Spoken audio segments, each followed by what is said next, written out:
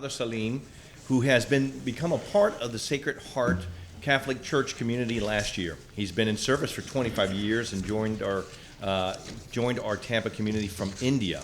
He has lived all over the world and has provided his guidance to regions in Africa and Singapore. If everyone could please rise for the invocation and remain standing for the Pledge of Allegiance. Father Salim, thank you.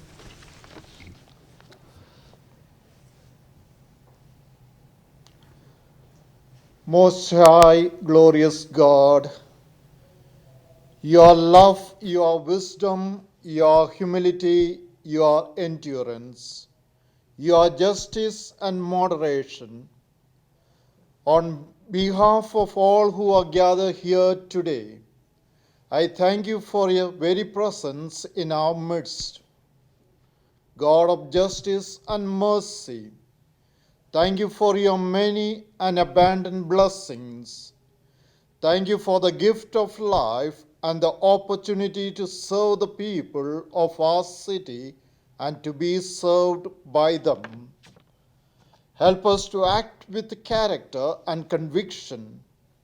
Help us to listen with understanding and goodwill, to help us to speak with charitably and restraint.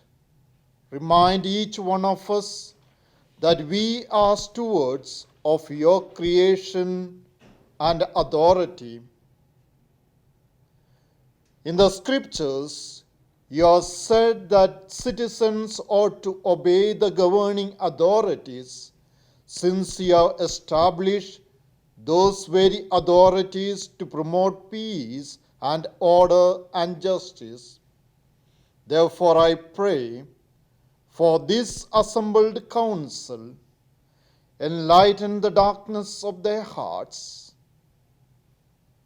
and give them true faith, certain hope, and perfect charity, sense and knowledge, Lord, that they may carry out your holy and true command in discussing and implementing agendas set before them today, for the good and for the well-being of the people. We ask this, Almighty God's name. Amen. Amen. I pledge allegiance to the flag of the United States of America and to the republic for which it stands, one nation, under God, indivisible, with liberty and justice for all.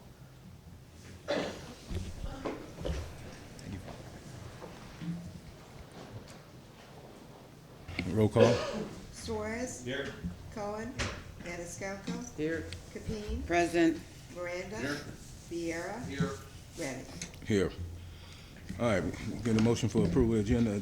Second. All right, got a motion by Mr. Miranda, seconded by Mr. Maniscalco. All in favor of the motion, say aye. Aye. Opposed? All right, ceremony activity, Mr. Randall, you want to respond? Pardon me? So it been rescheduled? Yeah. Be continued, Mr. Chairman, to January 24th. All right. Second. Okay, got a motion from Mr. Miranda to continue, and seconded by Mr. Maniscalco. All in favor of the motion, say aye. Aye. Opposed? All right, we'll go to public comments. Mr. Chevy. Yes, thank you, Mr. Chairman. Good morning.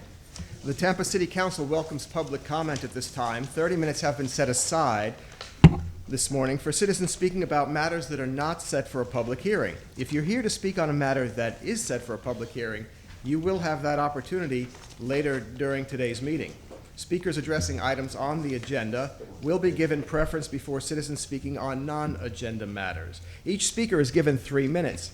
Please begin by stating your name for the record, and it is requested that your comments are not directed personally to a council member or staff member, but rather issues directed to the council as a body. City Council appreciates your cooperation in maintaining orderly conduct and proper decorum. Thank you. Hey, good morning, Mentesnot. I want to bring something to your attention. It's interesting, we have a budget here that deals with millions and millions and hundreds of millions of dollars. and no one speaks of the budget in terms of that the black people of this community, we're 26% of this community, and we don't receive probably even not even 1/10 of 1% of this budget. It's a shame in that. And when somebody bring it to their attention, they find it offensive because they hate black people to speak out. They hate anybody to speak out. They hate gays to speak out. They hate lesbians to speak out. They hate Jews to speak out. They want to be white as right, and that's the only thing that's going on. That's the only game in town. It's the only game in town. There's no other game. There's no services in our community, and that's the only game in town. And it's a tragedy when black people come down here to speak on the issues, they're intimidated and bullied by a bunch of bad guys.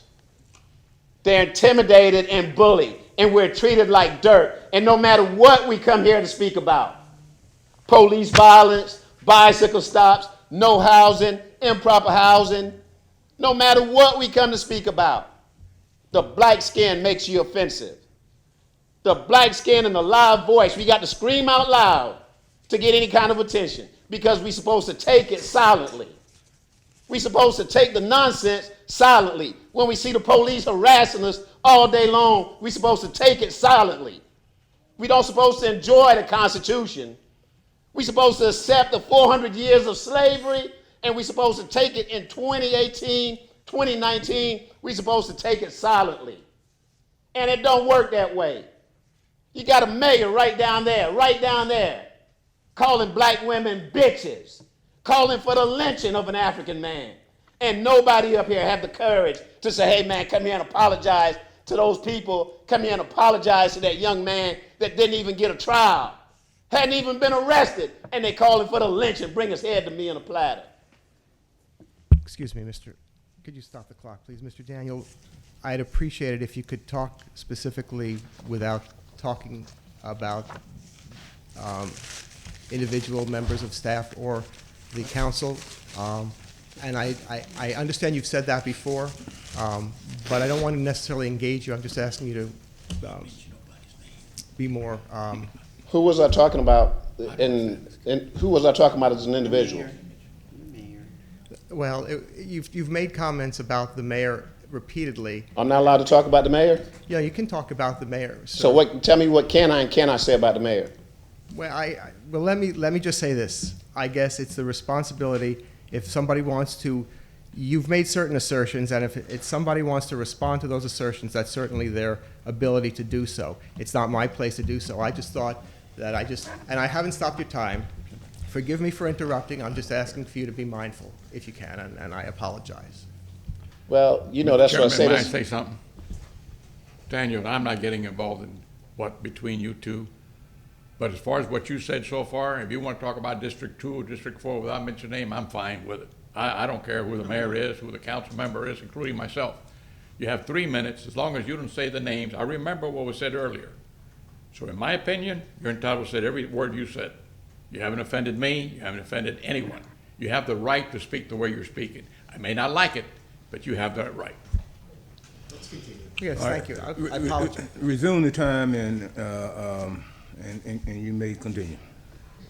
Bullying. Bullying, that's what it is. Y'all like to make black people feel like dirt. Y'all like to make us feel like we supposed to be scared of y'all. Man, ain't nobody scared of y'all. There's no person scared of y'all. The violence y'all use against us, it don't frighten us. You're trying to bully me, telling me what I can say and what I can't say.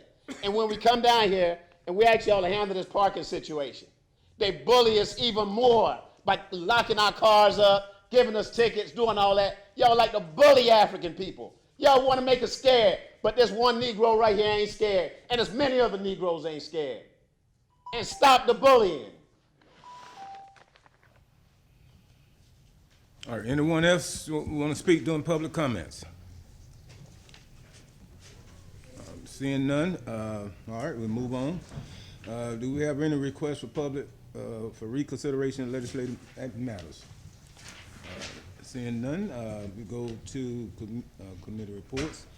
Item number 2, Mr. Suarez, would you? Thank you, Chair. I present an ordinance for first reading consideration.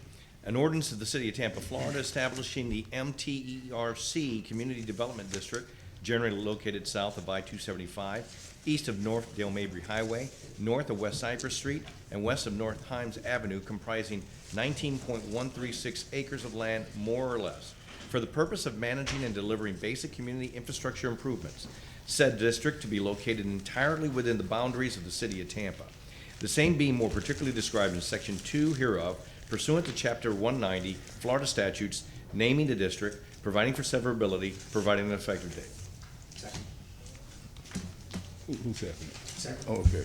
Got a motion from Mr. Suarez, seconded by Mr. Corn. All in favor of the motion, say aye. Aye. Those opposed? Okay.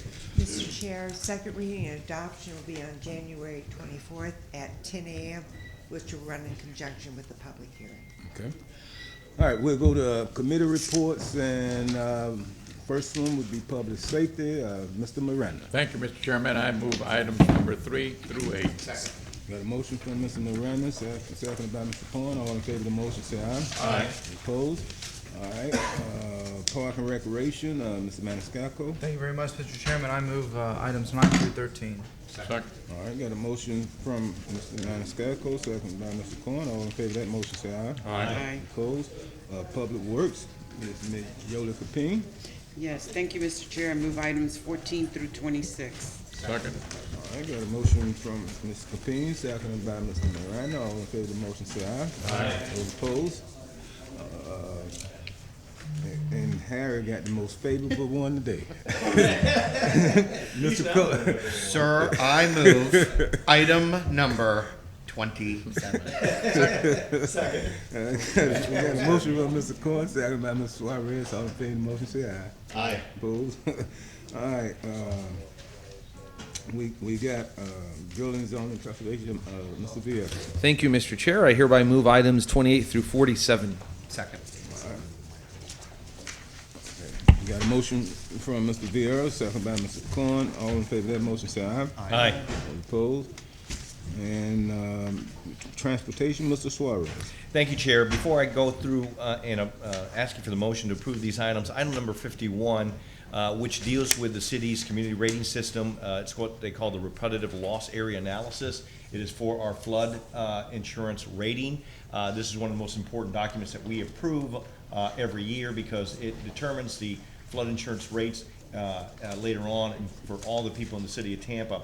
One of the great things is that they do these analyses, every so often, and having that community rating helps to determine where those flooding areas are the worst and what those rates are going to be. So it's an extremely important document. I know we approve a lot of things, and sometimes, it is part of our nature that we know that it's going on, but I wanted to point that out because with storm season coming up again later this year, it's always important to make sure that people have flood insurance, go out there and get it. In saying that, I make a motion to approve items 48 through 53. Second. All right, got a motion from Mr. Suarez, seconded by Mr. Corn. All in favor of the motion, say aye. Aye. Those opposed? Okay, item being set for public hearing. Move 54 through 57, Mr. Chairman. Second. All right, got a motion from Mr. Miranda, seconded by Mr. Maniscalco. All in favor of the motion, say aye. Aye. Those opposed? Okay, we'll go to 9:30. Public hearing, items 9:30, 58 through 60. It's not yet. Got a few 9:24. Oh, okay. 927. Over there, we got two blocks. I got 926. I tell you what, I see law enforcement here, so I guess they give them a report on the staff report. Is that correct? You want to come and do that report now, and so you won't have to sit through everything else?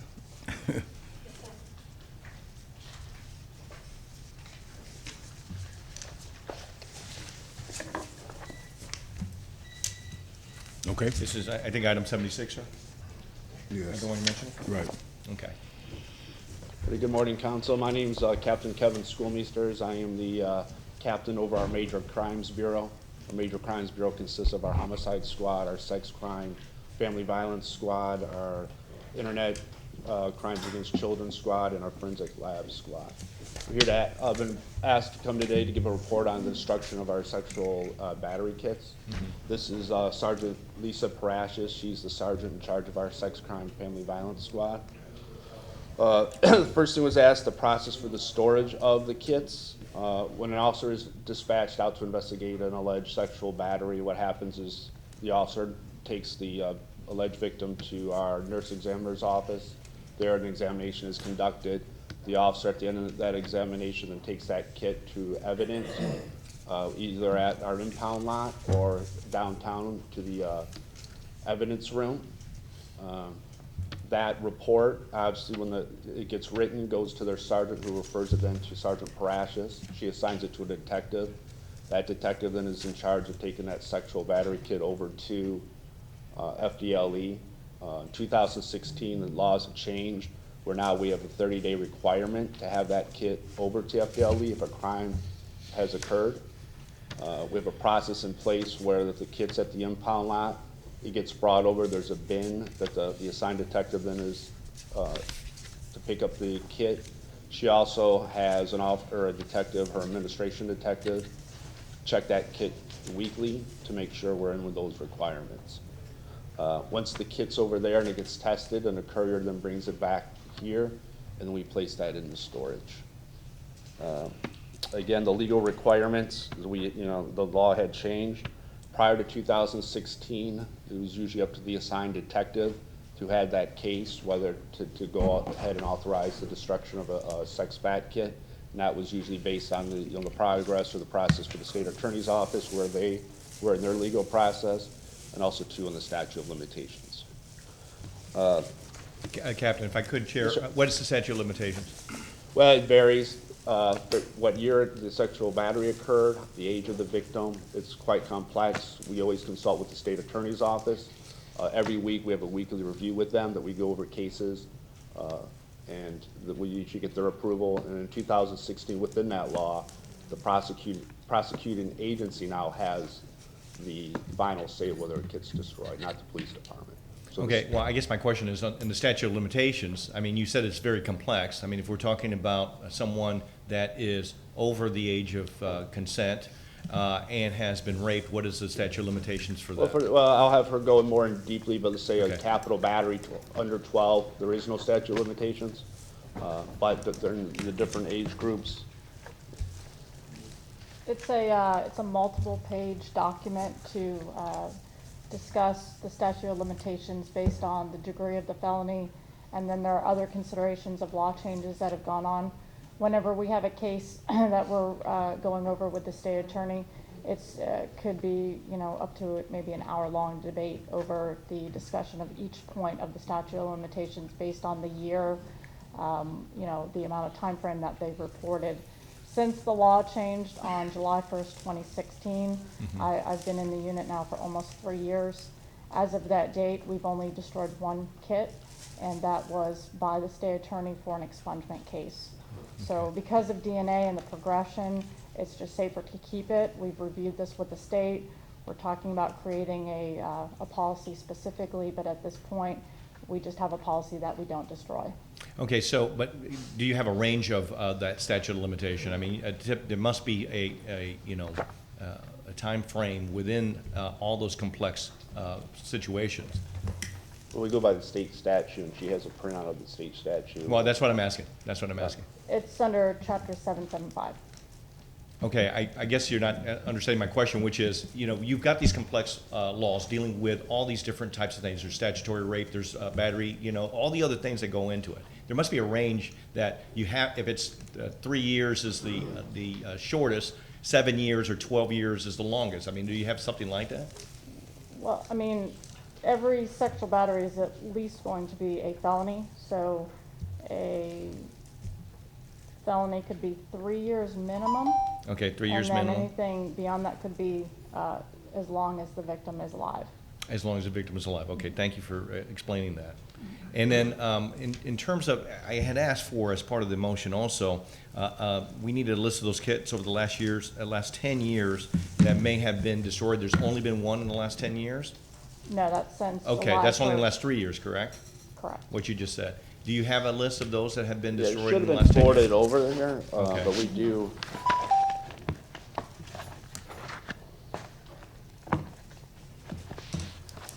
We do have a report of all, our sexual battery kits that we have in storage. Terrific, you can just bring it on up.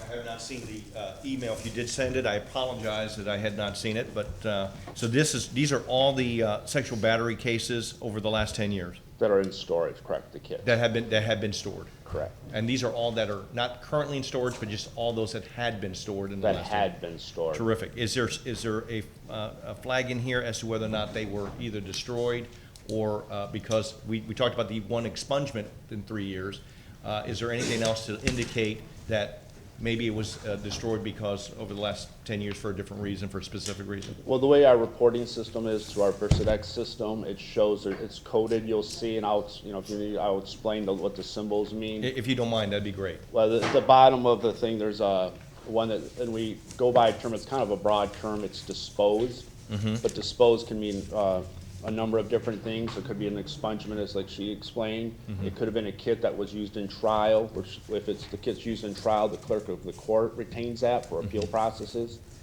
It could be a CIS-OJ where, a sexual battery occurred in Orlando. The victim's here, wants to report it here. We take that report, we do the preliminary investigation, and then we send that out to them for their trial. So based on everything that you've told us, it sounds like that there is quite a complex way in which these kits are maintained one way or the other. You've mentioned the clerk of courts in one case, you've mentioned FDLE, and then I guess FDLE gets it back to you, because I assume are doing the analysis of the kit itself. And then when you get it, you have your statutory requirements as to when you hold it. And I don't know if you know the reason why I made this motion in the first place is because of the CNN report about other police departments across the country. I wanted to make sure that we were not destroying kits until after, it's legally allowable, and whether or not we've had any issues with storage or the process itself. That's one of the main reasons. No, I've also read that, because also, piqued my interest when I read that article as well. No, we don't, there's a process in place. We don't destroy kits to make room for, more evidence. Right. There's always a process in place and many eyes looking at it. So no, and that stuff in the report does not occur here. And every few years, I think it first went into the news, I think back in like 2014, the city of Detroit had thousands of kits stored. Yeah. We've done a review back then when just to make sure, we're doing everything we're supposed to do. And now, especially, this Florida legislature in 2016 obviously took it upon themselves to make sure there's very strict, laws in place that where agencies aren't destroying these kits. Yeah, I know. They were having problems with FDLE and some of the other issues concerning rape kits, and that was a different story than what you saw on CNN. So I just wanted to make sure that we were doing things the right way so that we were not losing these kits, so that evidence isn't being able to be presented during rape cases, and that was really the main reason for the request. And so I appreciate you going through this. I may have some follow-up questions privately after we go through everything, but thanks for your time. I'm done, Chair, if anyone else has any other questions. Thank you. Any other question from council?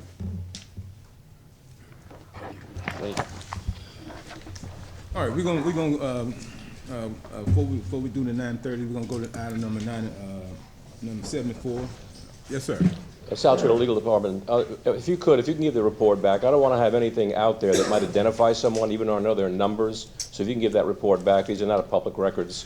I know there's no names on there, but I'd like to get that back and give it back to the police department, because it really isn't a public record. And I'm sure there's nothing on there that identifies, but there are case numbers, and I didn't want to have any linkage. That's all I was asking.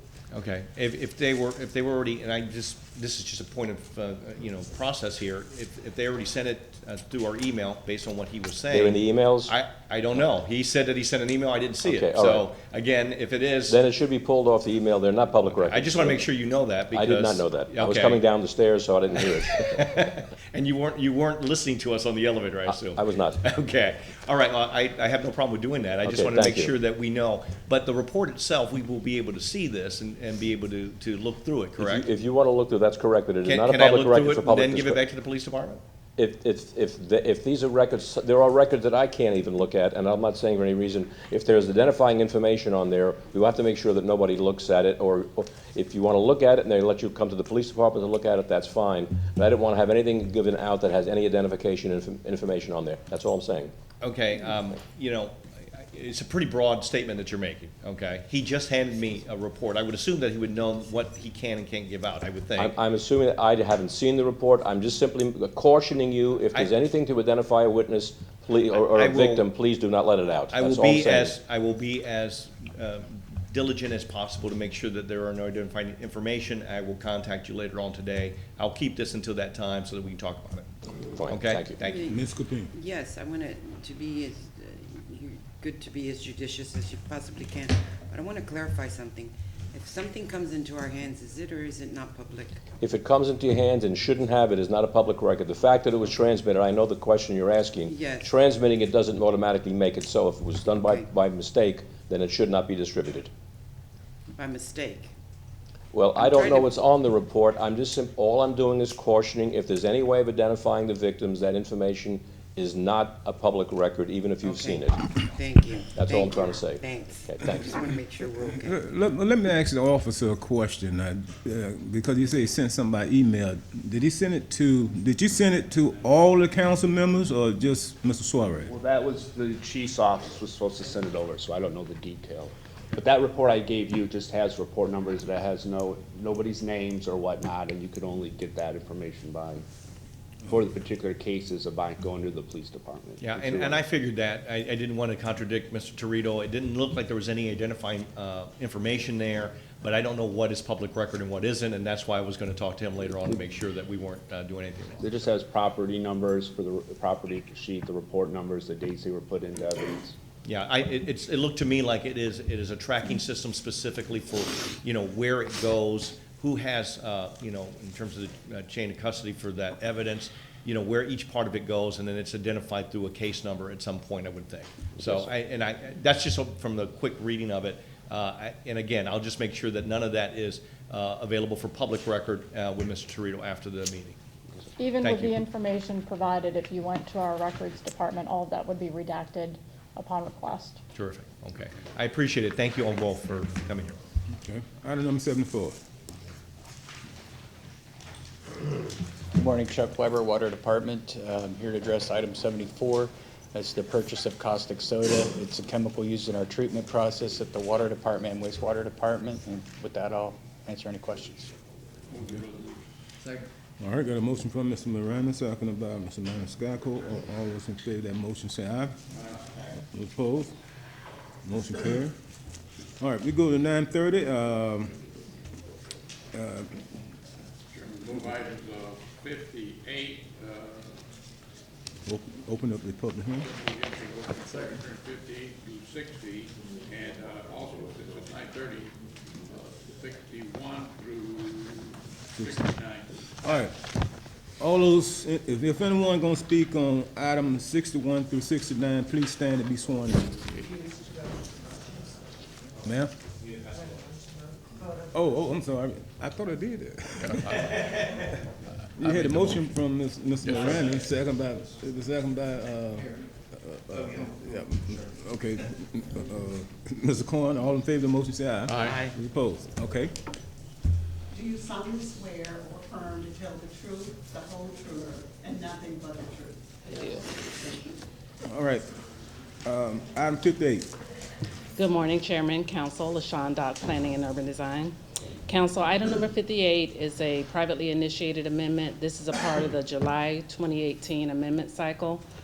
This item is before you this morning for second reading. This particular request contained 3 changes to Chapter 27. One was a minor change to the temporary alcoholic beverage sales located under Section 27-132, which is the special use criteria. The other change is to 27-282-16. That's for temporary special events. And the last change is to 27-283.7, Table 1, which is the table of required parking. This adds the allowance of the parking offsets for uses such as the bicycles, motorcycles, attendees, event workers. It takes account for that. I'm available if you have any questions on this particular amendment. Any questions from council? Anyone in the public wish to speak on item number 58? Move to close. We have a motion by Mr. Miranda, second by Mr. Maniscalco. All in favor of that motion, say aye. Aye. Opposed? Mr. Corn, you take 58. Thank you very much, Mr. Chair. I move an ordinance being presented for second reading and adoption, an ordinance of the City of Tampa, Florida relating to temporary special event parking, making revisions to City of Tampa Code of Ordinances, Chapter 27, Zoning and Land Development, amending Section 27-132, Regulations Governing Individual Special Uses, amending Section 27-282.16, Temporary Special Event, amending Section 27-283.7, number of off-street parking spaces, repealing all ordinances or parts of ordinances in conflict therewith, providing for severability, providing an effective date. Is this second reading? Yes. Yeah. Oh, okay. Please record your vote.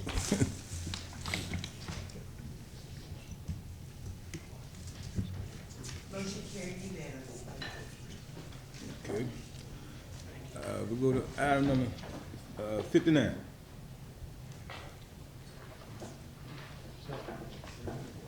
Good morning, Council, and Happy New Year. I'm Ron Vila. I'm with Historic Preservation. This morning on the agenda, we're coming forward with a tax ad valorem for the property of 611 West Swan Avenue. This is a historic photo on your monitor from the early 1920s. The structure is located at 611 Swan, as I indicated. It is in the Hyde Park Local Historic District and is owned by 611 West Swan LLC. This was a residential structure, which is going through an adaptive reuse through this process, and it will be an office. It was constructed in 1910. It's a two-story craftsman-style home. The last owner of the structure in 1976 was Richard Stackley, thank you very much, which also designed the Showboat Dinner Theater that much of you all could remember. Through the ad valorem process, we deal with the outside of the structure and in the interior, just to point out some character-defining features that were removed through the years and then reincorporated through this process. You look here, you have a column that engages into a pergola as the front entrance to the structure. This is prior to rehabilitation. You see that column and that pergola element was removed, and then through the ad valorem process, it was re-engaged into the house to show more of a historic form of the entry feature. Continuing the entry feature, the porch was rehabilitated. Prior to rehabilitation, the porch underwent some construction, and then how it looks today, with a wood front porch, generous in size. It's about 12 foot across. You see the front facade of the house, and then the heavy beams up top that also are character defining to the craftsman style. Interior of the kitchen, obviously prior to rehabilitation, and then post-rehabilitation. You have the wood floors throughout the whole house, including the kitchen, and then the paneled cabinetry with a marble top and the glass cabinets. Moving to the bathroom.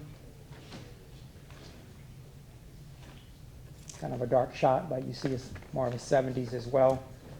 And then relating back to a 20s style with the basket weave flooring with a recessed panel cabinetry, and then the tile top that matches the kitchen.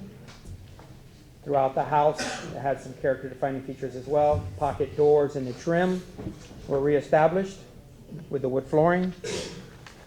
Throughout, they were able to keep the wood flooring, sand it down and retreat it. The fireplace with the built-ins that flank the fireplace, and then the windows on top prior to rehabilitation, and then after rehabilitation. And then to conclude with the old picture again, that this is consistent with the Secretary of Interior standards for rehabilitation and is consistent with the ordinance submitted. I'm here to answer any questions. Mr. Maniscalco. Just a random thought here. There's a home on the corner of Central Avenue on Central and Frierson in Seminole Heights that has, if you notice, like from the front porch, the accented beams that go across. And I was told that there's only about a dozen of these style homes in the city of Tampa. Is that true? Is there anything specific, or is it just a craftsman bungalow and just falls into that category? It's a craftsman style bungalow, but it has the Asian influences, and if you look at the rafter tails at the ends, how they terminate, this is more of a higher end style home. Through the years, during construction to re-roof and damage to the rafters, they usually are cut off and they're lost through the years, but we have the historic resources to find the treatments that were there, and we tried to reincorporate it through this process. Okay, thank you. All right, any other questions from council? Okay, anyone in the public wish to speak on item number 59? Move to close. Got a motion from Mr. Maniscalco, seconded by Mr. Miranda. All in favor of the motion, say aye. Aye. Opposed? Okay, Mr. Maniscalco. Thank you very much, Mr. Chairman. I have an ordinance being presented for second reading and adoption. An ordinance approving an historic preservation tax exemption application relative to the restoration, renovation, or rehabilitation of certain property owned by 611 West Swan Avenue LLC, located at 611 West Swan Avenue, Tampa, Florida, in the historic Hyde Park Historic District, based on certain findings, providing for notice to the property appraiser of Hillsborough County, providing for severability, providing for repeal of all ordinances in conflict, providing an effective date. Got a motion from Mr. Maniscalco, seconded by Mr. Suarez. Please record your vote.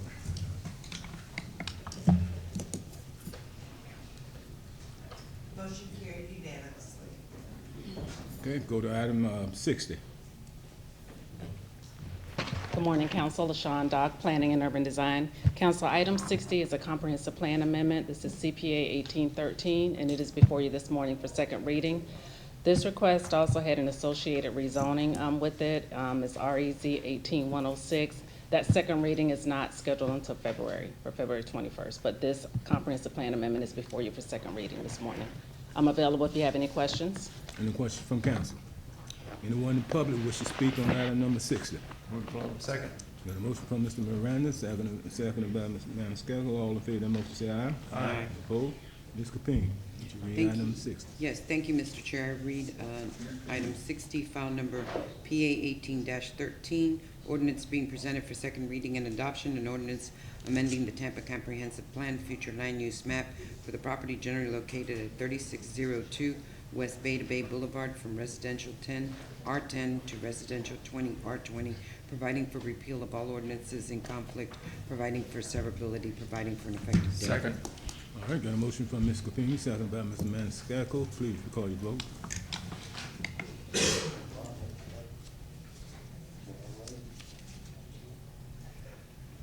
Motion carried unanimously. Okay, go to item number 61.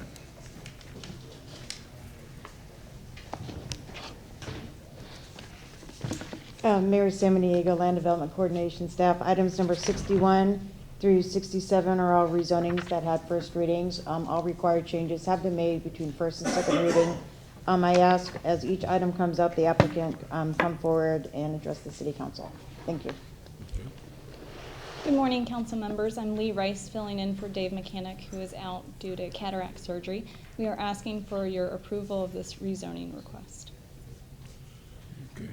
Any questions for the petitioner? Anyone in the public wish to speak on item number 61? Move to close. Second. Got a motion Wait, from... wait.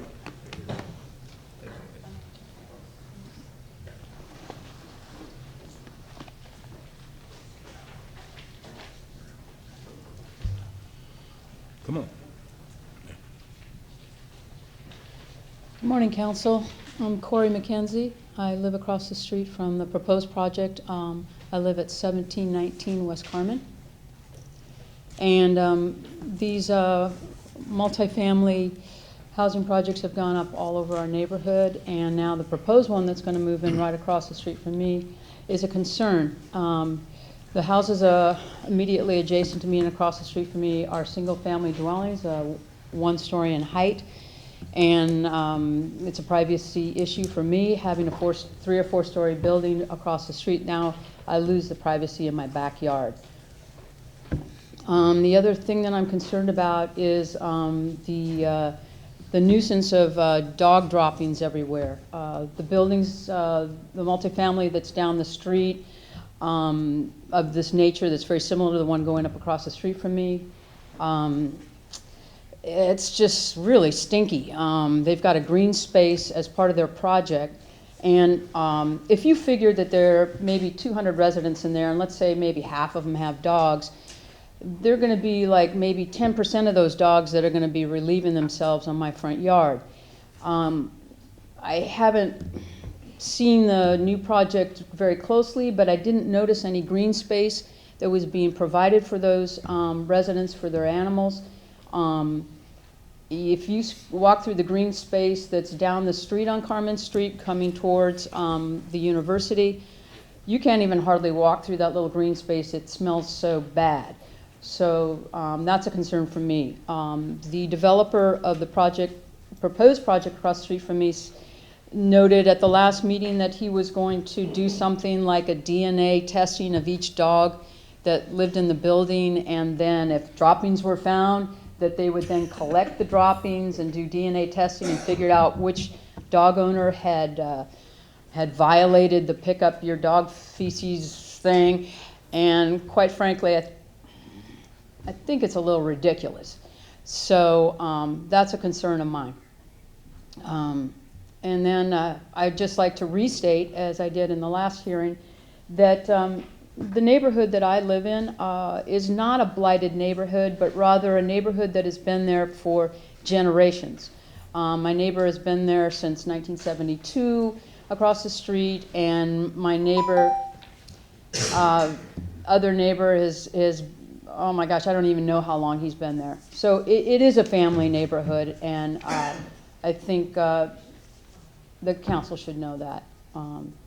I'm sure the developer will make a lot of money on this project. However, families and a neighborhood is being broken up as a result of this project. So, thank you. Next. Good morning. My name is Darlene Roberts Glover. I reside at 1720 West Carmen Street, and I'm the neighbor that's been there since 1972. I do have here, am I right? Can you see it? Okay. I do have here in 1972, my mom bought this property in 1971. 1972, she's been there. We've been there ever since. 2018, Darlene, Shirley, and Millie, which is my siblings, we went down and did a a deed so that, something that we could file for homestead. My concern is, this is what the neighborhood looked like in 2006. This is the proposed property here that they're trying to build on there. In 2012, it was all land. Now, this is my home over here. In 2018 is what it looks like now. That's what they want to do there. As they stated last month before last, this is what my neighbor's talking about. This is my home. Can you see my home? I'm sorry. This is my home right here. So all these apartments are going to be around me. I look to my east, I have apartments 4 stories high. My west, 4 stories high, and the south. Only thing I could do is look out my front door and see the street. And I don't think any one of y'all would like to have your home invaded by apartment complexes. I'm just not happy with it at all. I'm really upset that y'all would allow, the stormwater is horrible. This is Carmen and, this is actually Carmen and Fremont. Cars have to turn around. Right here, they had to tell us to move our car from the east side and put it on the west side. That's TPD telling us we need to move our car because it was already flooded. The other thing I have a concern with is I have a $30,000 solar panel being put on my house in February. I will not be able to use it properly because the sunlight from the apartment complex is going to block it. So that's the main concern that I have right now, as well as there is a solar sunlight rights that we do have the right. Once a person has gained the right to ancient light, the owner to the adjacent land cannot obstruct it by putting a building there. Excuse me. And it says once a person has been there for more than 20 years, well, we exceeded that. We've been there for 42 years. And that's the history of the Sunlight Right. So all I'm asking is that y'all take in consideration, the owners have never came and knocked on my door and said, hello, we would like to know, I mean, I don't mind them building, but do build some residential homes there. We've been there for years. I don't want no apartment complex swamp over me. I can't even open up my blinds or walk around in my bra and underwear now because I'm gonna have people looking for me from the third and the second floor. And I really appreciate if y'all would take in consideration and have them revamp that. Thank you. Are you going to go forward with those solar panels, Of course I am. even though you? Well, I mean, Tampa Electric, my bills are expensive over there. You know, it's an older house. But you're saying that by them putting the apartments there, it's gonna disrupt your. It will. I mean, that's why they need to meet with us, because I'm not the only one putting solar. Everybody on my street has solar panels. We're all doing solar now. So I think they need to really come and sit with us and ask. I mean, I don't mind them building. Well, why go for it? Well, my home do 2 stories. I know it's all about the money, but have a little consideration for people that's been there all their life. I've been there most of my life. Okay. Anyone else wish to speak on item number 61? Well, no, we have to hear rebuttal from the petitioner and yes. might have discussion. Okay. I'm happy to answer any additional questions. As far as the green space that was raised, there is green space inside the complex that is going to be used. So I don't know if, you know, the member said or the public member said she didn't know if there's any green space, but there will be green space inside the project. Is it actually going to be reserved for dogs, for pets? I'm not familiar with that, so I'd have to check with the client on that.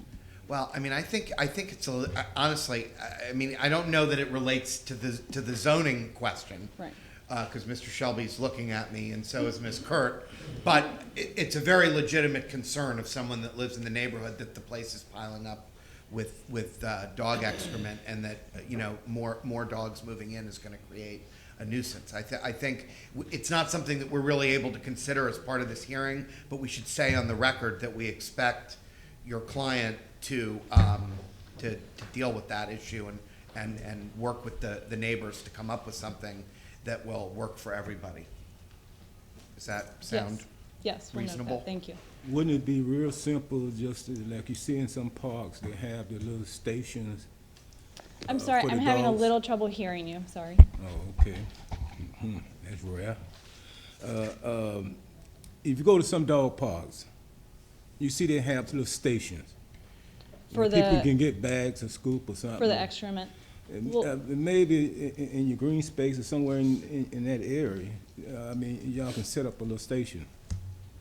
And I'll check with the client to see if that's been a consideration. Okay, because I mean, they're cheaper than doing DNA.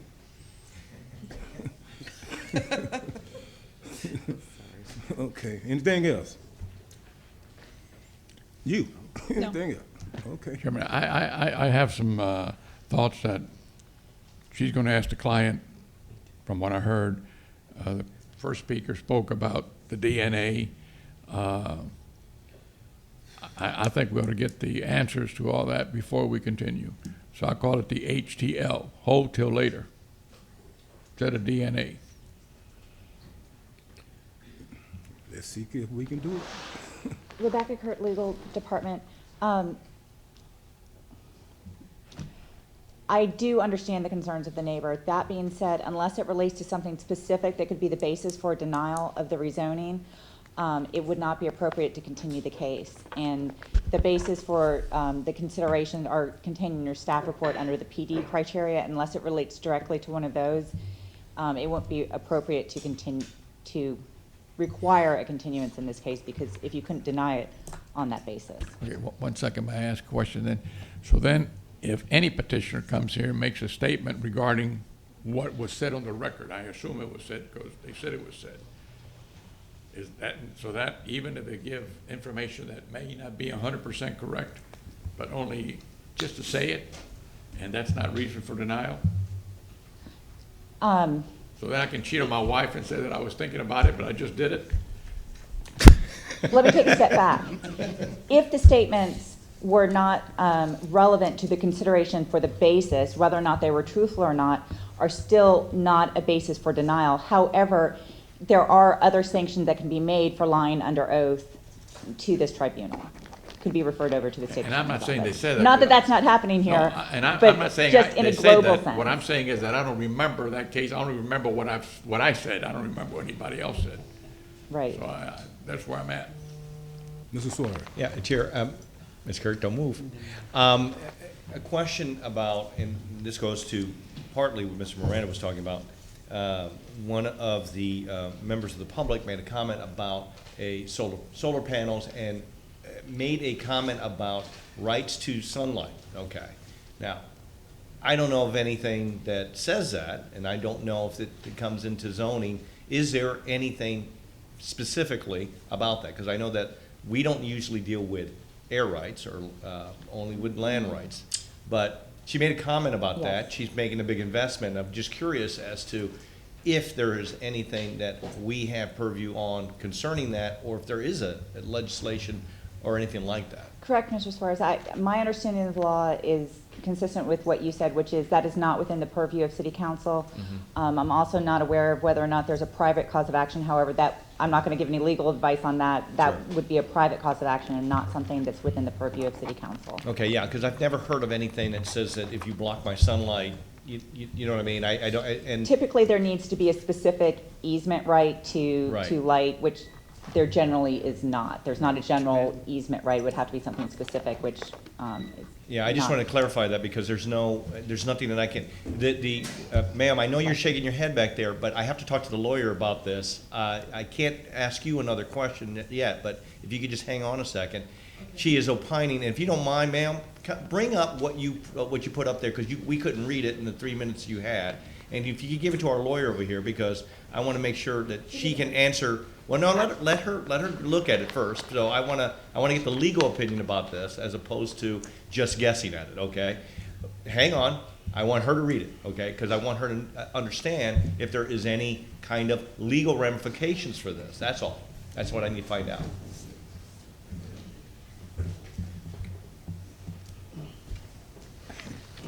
Rebecca Kurt, Legal Department. I generally don't like to give legal advice on something that I've just read for 30 Sure, I seconds. understand. But that being said, my understanding of this is it does talk about a potential nuisance action and damages could be awarded, but that would be a private cause of action and not something that would be regulated by City Council. Okay, that's what I needed to find out. You know, ma'am, I'll ask you a question if I could, with permission of counsel, because she did bring up the information. I'm just curious about it because it was something that I'd never thought about or heard before. With your permission, Chair, may I ask her to come back up? Thank you. If you could just step away for a moment. Yes, thank you. Go ahead. Darlene again. It is a Florida statute. I want to think it's 714.805 as of July of 2018. Miami, Florida was the first ones to actually receive the solar panel. So there's a Florida statute, and my computer wouldn't allow me to put my thumb drive in to print it this morning because I didn't want to be late. But it is a Florida statute saying that, you know, if you have a solar panel, that's where this came from. You're not allowed to, you know, block if you've been there for more than 20 years. If I just built a home, but it is a Florida statute, 714 point something. And believe me, I'm not doubting that there is a Florida statute or any of your research.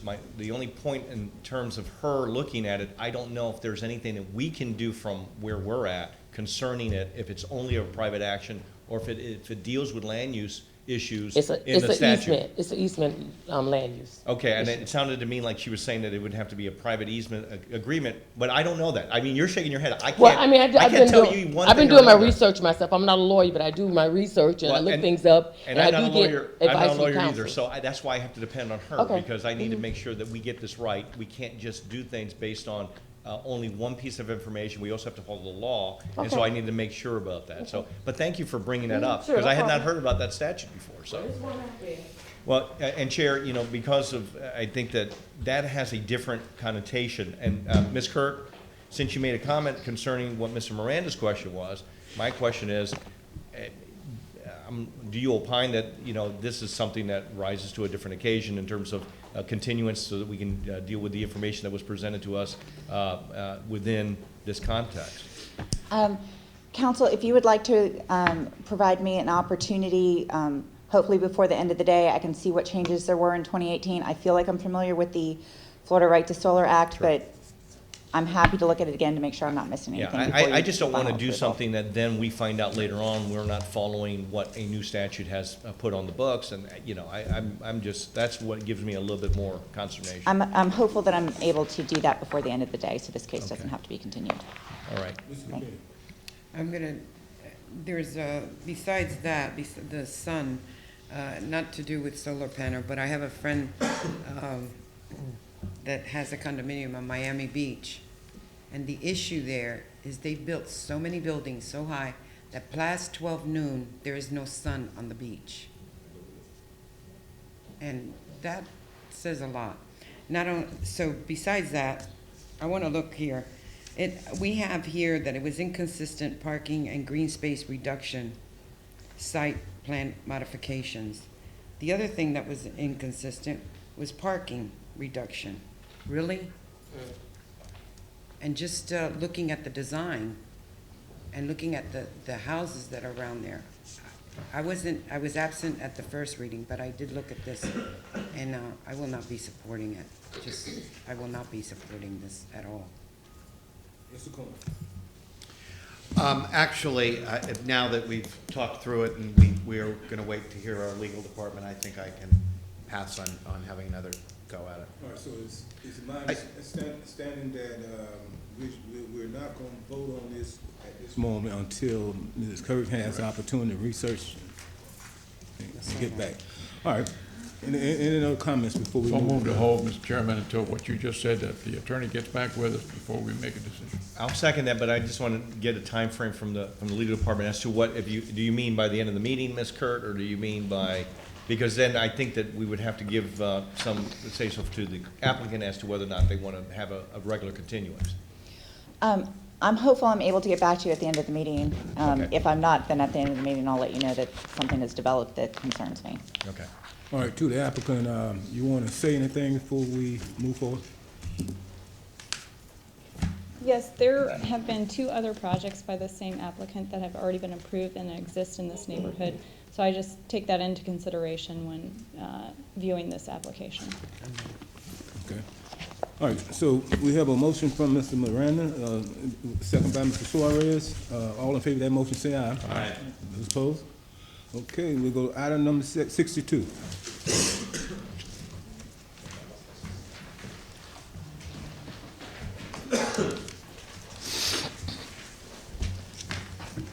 Good morning, Happy New Year. Truett Gardner, 400 North Ashley Drive. This was our second reading on this one. We were last in front of you December 6th. I represent Bank of Tampa, and what we had not thought through before was keeping the bank under operation during construction. And so what we asked for at the last meeting was leave to insert some notes to take that into consideration. Excuse me for a second. I don't think y'all want to leave. We're going to make a decision on this before the end of this meeting.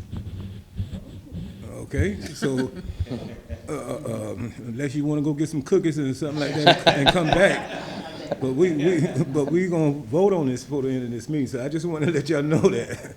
Sorry about that. No problem at all. So that was it. At the last second reading, we asked for leave to insert some notes pertaining to a temporary bank structure during construction. I believe Mr. Suarez wanted to have assurances that it would be removed at some point. It does sunset. We cannot get a CO until that temporary bank is removed. I think that was the only question that came up, and I'm happy to answer any other questions. Any questions from council? All right, anyone in the public wish to speak on item number 62? We're closed. Second. Got a motion from Mr. Miranda, second by Mr. Maniscalco. All in favor of that motion, say aye. Aye. Opposed? Mr. Miranda. Thank you, Mr. Chairman. File number 62, file number REZ 18-76. Ordinance being presented for second reading and adoption. An ordinance rezoning property in general vicinity of 4400, 4438, 4446, 4450, 4452, north of Meany Avenue, City of Tampa, Florida, more particularly described in Section 1 from zoning district classifications, PD, plan development, PD, plan development, bank, drive-in, office, businesses, professional strips, commercial center, and CG usage, providing an effective date. Second. All right, got a motion from Mr. Miranda, got a second by Mr. Cohen. Please record your vote.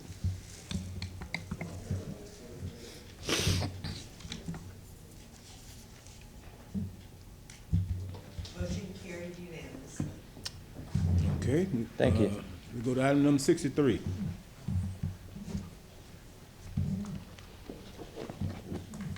Council members, this item is for second reading, and we ask for your approval of the rezoning Please state your application. name. Please state your name. Lee Rice. Okay. Any questions for the applicant? Anyone in the public wish to speak on item number 63? Move to close. Got a motion from Mr. Miranda, second by Mr. Maniscalco. All in favor of that motion, say aye. Aye. Opposed? Mr. Vieira, you do 63. Yes, sir, Mr. Chair. I hereby move an ordinance being presented for second reading and adoption, an ordinance rezoning property in the general vicinity of 2906 and 2918 West Kennedy Boulevard, 107 Bungalow Park Avenue, and 2901, 2905, and 2907 West Cleveland Street in the city of Tampa, Florida, and more particularly described in Section 1 from Zoning District Classification, PD Plan Development, CG Commercial General, and RM 16 Residential Multifamily to PD Plan Development, Business Professional Office, Medical Office, College, Business School, Veterinary Office, Clinic, Pharmacy, Restaurant, Retail Sales, Shoppers Goods, and Specialty Goods and Convenience Bank, Bank with Driving, Catering Shop, and Hotel, providing an effective date. Second. Got a motion from Mr. Vieira, seconded by Mr. Miranda. Please record your vote.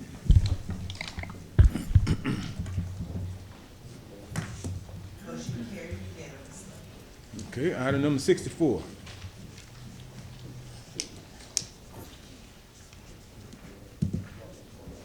Good morning, Mr. Chairman, members of the council. My name is Mark Bentley, 401 East Jackson Street, Tampa, 33602. I represent the applicant. I'm here to answer any questions that you may have.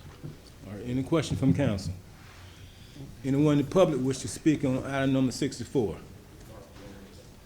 Move to close. Oh, never mind. Steve McElhaney, we're one of the tenants at CRG in this complex, and we're supporting the petition. All right, anyone else in the public wish to speak on item number 64? Move to close. Second. Got a motion from Mr. Suarez, seconded by Mr. Miranda. All in favor of that motion, say aye. Aye. Opposed? Mr. Suarez. Thank you, Chair. I present an ordinance for second reading and adoption, an ordinance rezoning property in the general vicinity of 201 through 217 Southdale Mabry Highway in the city of Tampa, Florida, and more particularly described in Section 1 from Zoning District Classification, PD, Plan Development, Retail Sales, Shoppers Goods, and Restaurant, to PD, Plan Development, all CG uses, providing an effective date. Second. All right, got a motion from Mr. Suarez, seconded by Mr. Maniscalco. Please record your vote.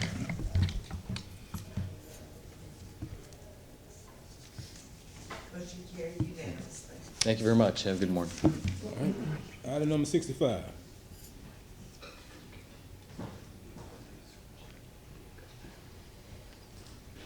Good morning, Mr. Chairman and Council. My name is Tobin Green, 400 South Orleans, here in Hyde Park.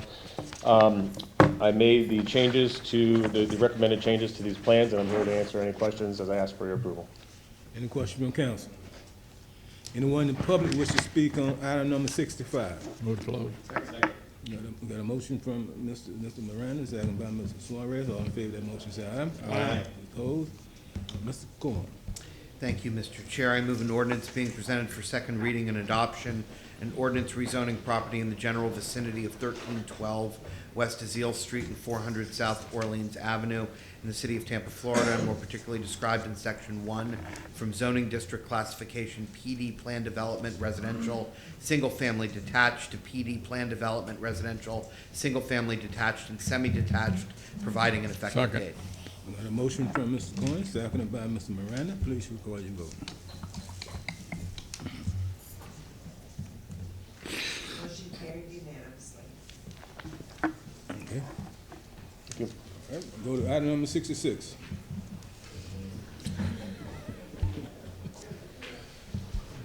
Good morning, Council. Steve McElhaney, on behalf of the petitioner. We respectfully request your approval, and if you have any questions, I'll be happy to answer them. Any question from council? Anyone in the public who wish to speak on item number 66? Move to close.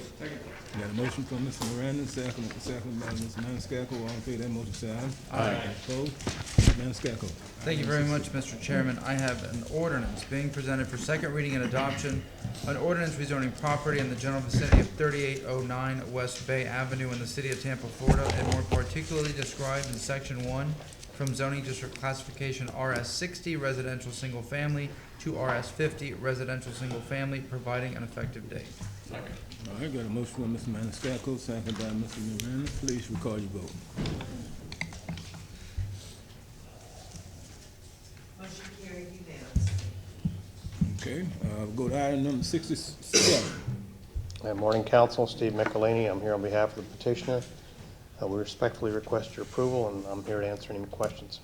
Any question for the applicant? Anyone in the public wish to speak on item 67? Second.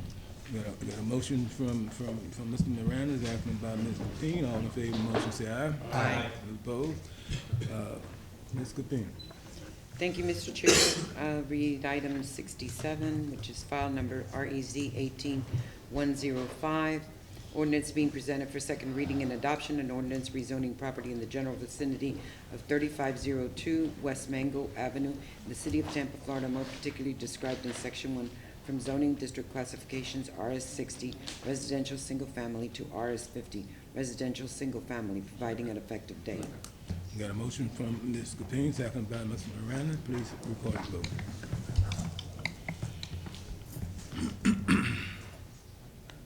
Motion carried unanimously. Thank you, Council. All right, item 68.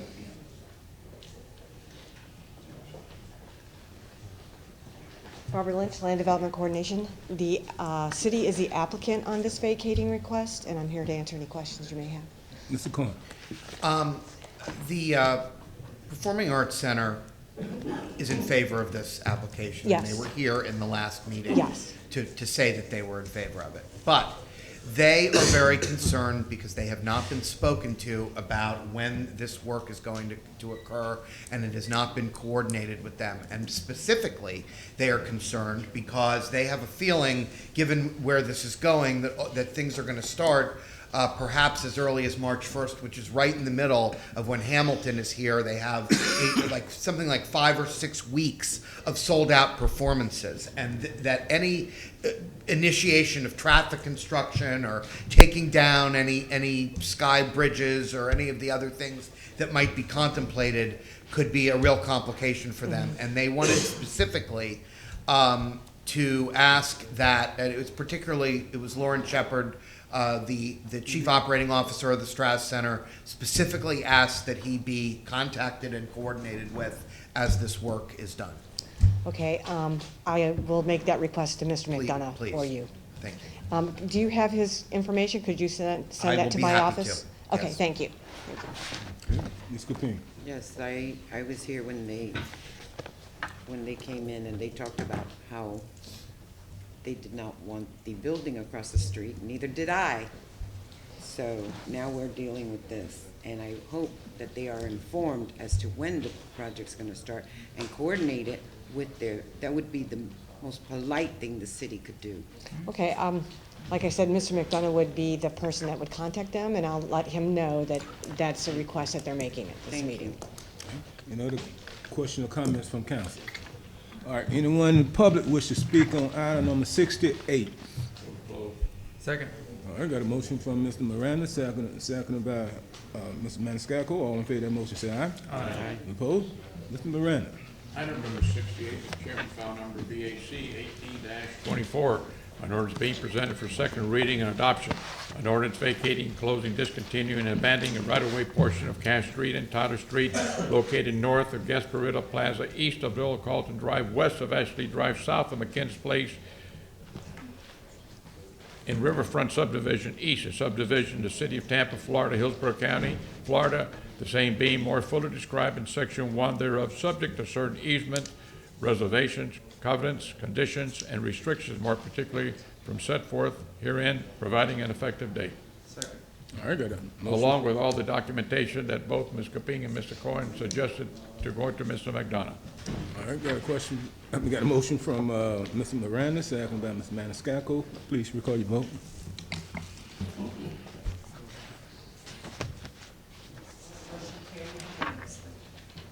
Okay, item number 69. Barbara Lynch, Land Development Coordination. I'm here to answer any questions on this, and my applicant is here.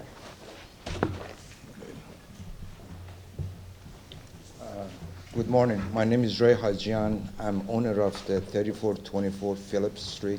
I'm here for any questions the council may have. Any question from council? Anyone in the public wish to speak on item number 69? Move to close. Got a motion from Mr. Miranda, second by Mr. Corn. All in favor of that motion, say aye. Aye. Any opposed? Mr. Pierre. Yes, sir, Mr. Chair. I move an ordinance being presented for second reading and adoption, an ordinance vacating, closing, discontinuing, and abandoning a portion of alleyway right-of-way lying south of East 28th Avenue, north of East 26th Avenue, east of North 51st Street, and west of Phillips Street in Grant Park subdivision, a subdivision in the city of Tampa, Hillsborough County, Florida, the same being more fully described in Section 1 hereof, subject to certain covenants, conditions, and restrictions more particularly set forth herein, providing an effective date. Second. Got a motion from Mr. Miranda, Mr. Vieira, seconded by Mr. Miranda. Please record your vote.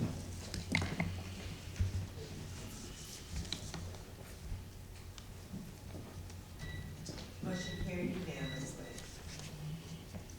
Okay, we're gonna go to staff report if staff are here because it's not 10:30 yet. So, anyone here from the legal department in reference to item number 75? Okay.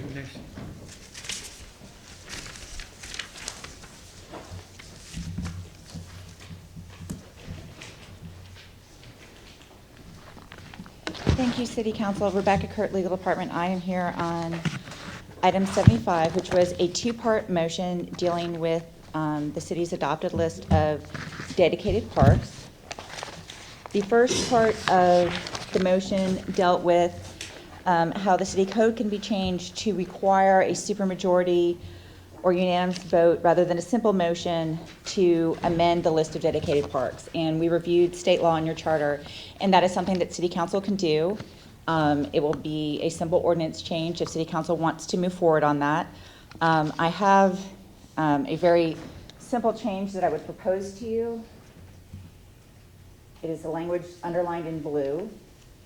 And it basically just requires that the list of dedicated parks cannot be amended unless it is done by a vote of 5 members of City Council. So the supermajority translates to 5 votes. It's said several ways in your charter and in your other code provisions. Sometimes it's 2/3, sometimes it's 5/7, sometimes it's supermajority. It all translates to 5. And this is consistent with the language that was used in the proposed charter amendments. So that's why I chose that particular language. But if City Council would like to move forward with this change, you can make a motion to have the legal department come back and we can present that to you and move forward with that. Mr. Suarez. Thank you, Chair. I appreciate it. You know, having brought this forward, I wanted to just make sure we cleaned up the difference between what the referendum issue that's part of our other ordinance, and then this in terms of designating parks, because we have seen where at times there may be a situation where maybe another city administration and another city council might want to do something. I think that they should make it as hard as possible to get rid of green space or parks within the city of Tampa and not make it easy. So I would like to make sure you come back. When's as soon as you can come back? Next regular session? Okay. I'll make the motion to have the legal department come back at the next regular session under staff reports to present an ordinance for us to then pass. January 24th. Okay, got a motion. Let me say, and thank the council for Mr. Suarez and the rest of us to think of that way. However, that is not foolproof, because whoever comes in after us or in the future, after them can change it back to 4 votes, I guess. If we change it from 4 to 5, that council can change it. There's no doubt about it. Yeah. And I think that it's what's great about the democracy part of it, which is that someone who makes that kind of motion is going to have to come forward and say, I want to change it so I make it easier to get rid of parks. I'd like to see that councilman do that one. I think it might be much more difficult. Mr. Ayer?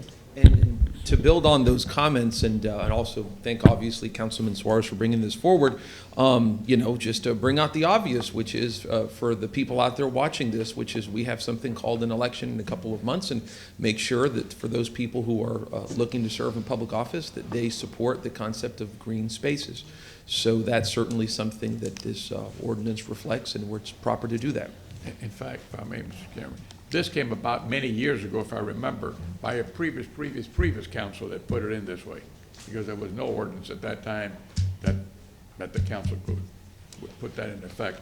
But I believe that's how it was done. I think Only it was one person could do it. It was whoever was in the mayor's office. And I think that previous to that, it was probably just before you got on council back in the 70s, because I think that there was a deal being made prior Right. to you being Correct. on, Correct. probably 72 or We started something like that, somebody else finished it. Yeah, exactly. Well, we appreciate that, so. But I didn't And want to mention my name. Can I ask one more question, Chair? And Ms. Kirk, is there any other specific way that we can tie the two pieces, the referenda to this, more closely, or to make it even more difficult? I'm just asking the question. I don't think that there is, but I wanted to get your legal opinion about that. I mean, I think that the referendum and the list of dedicated parks are closely tied. I think the issue that this kind of ties up is changing the list of dedicated parks. So Okay. I think what I propose accomplishes what City Council asks. Terrific. And I want to make sure that on the ordinance, it's not just it's not naming a park, just a designation. We designate it as a park or green space, correct? It is amending the list. If you would like it to be more restrictive to just removing particular property off the list, I could change the language, but right now it's any amendment. It's any amendment. Okay, that's fine. I have no problem with that. I just want to make sure that, that it is very specific on it. So, thank you. Sorry, Chair. Let me ask you a question. Even if we establish this ordinance, could the mayor veto this? This ordinance would be like, let me stop. This ordinance would travel like any other ordinance. So it is subject to veto, which is subject to council override. Okay. Well, let's see them veto 7-0. Yeah. Exactly. Yeah. I was gonna say, or at least 5. Be interesting. All right, I just want to check, Mr. Shevin. Yes, Council, if I could just have a question for the maker of the motion. You have that set for staff reports. Is it your intention that council hear it on first reading as well that day? And best way, if we can, do it under first reading. So I don't know if it would be best to be under our regular. Your choice. If you want a staff report, in addition to what you've heard Now, today, then you can just have it. Let me go ahead and amend the motion that I made previously, that it would come back as a first read, and we can make that as one of the first items after ceremonial. Yeah. Second. All right, and before we vote, let me ask one other question. We had discussion about the Yellow Jacket baseball field, where they moved into another location. How will this ordinance help establishing that name to this new field? I don't think that this proposed ordinance would have any change on that, and I particularly am not completely up to speed on the Yellow Jackets, so if you wanted an additional report on that, I think that would be appropriate. Yeah. Made, I second that, right? The park, Yeah. but the field be named Yellow Jacket. Yellow Jacket, I remember that. That passed, I believe. Yeah, I believe it did too. Yeah. And not to mention, Chair, if I'm not mistaken, based on this, the naming itself can be changed within these designations. And that's why I asked that question a moment ago, to make sure that if we needed to change it for some reason, we could make sure that they do it. And that's what I was trying to, that's the point I was trying to Yeah, get to. exactly. Ms. Dow, you want to say something before we vote? Yes, just to clarify, from being here before you had expressed the request for the naming of the fields there at Calvin Taylor Park. That is already in process at this point, and the two fields that are there are noted as the Yellow Jackets at this time, and we've also made the representatives of the Yellow Jackets aware of that as well. Okay, thank you. All right, we got a motion from Mr. Suarez, and then the second by Second. Mr. Cohen. Each second. I think I seconded the second time. All right. On the All revised. right, the motion from Mr. Suarez, second by Ms. Maniscalco. Any further discussion on the motion? All those in favor of that motion say aye. Aye. Those opposed? Okay. Thank you, Rebecca Kurt, Legal Department. I'm also here on the second part of the item, which is how the comprehensive plan can overall help protect the parklands as well, and particularly how we can designate the parklands through the comprehensive plan, through their comprehensive plan category. So I have talked to planning staff and the planning commission and the Parks Department, and everyone is very supportive of moving forward with the process to make sure that all our parks actually have a recreation open space, or if it's more appropriate, a public, quasi-public designation. But the first step of that is to get a report back to City Council with a list of the dedicated parks and what their current designations are through the comprehensive plan. If there are GIS levels that identify what those parks are, if those are all in line with what is in reality, that should be a pretty simple report. There may be some glitches where we find out that the GIS layer has not been updated, things like that. But the first step is to get the report back, and then we can easily identify which ones we can easily take care of. There may be, I've been told, some that they need to give more explanation on and come back and do some more research on. But I think a report back in February would be the first step to get that process moving. All right. And that's terrific. This was, based on the recommendation of Ms. Capine when we were going through this last time. And it probably isn't much of an issue. Some of the designated green spaces may be the only place that we might have an issue. So that's probably the thing to look more carefully at. And so I guess I would be looking for a motion from City Council to ask the Planning Department to work with the Planning Commission and the Parks Department to come back with a report on the parkland property and their comprehensive plan designations. I was told February would be a good time to come back with the initial report. I'll make that motion. Okay, so what's our first meeting in February? You make a motion? I move that, exactly that motion, yes, I move that. Okay. On the 7th or the 21st. Either one is wide open. Both good luck numbers. Wait, real quick. Yeah.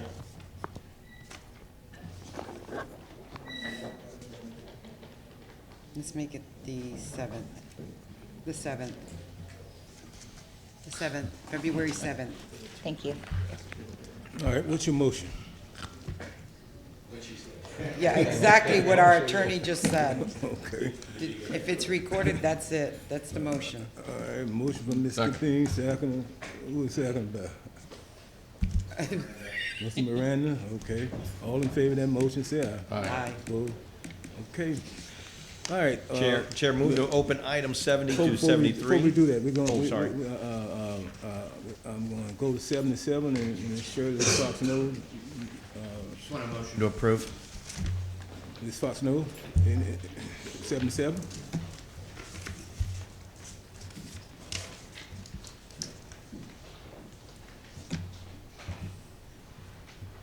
Good morning, Council. Shirley Fox Snow, City Clerk.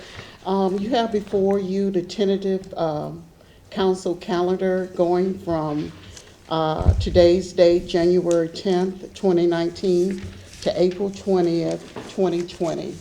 If you would, I believe you've had the opportunity to review. Move approval. Second.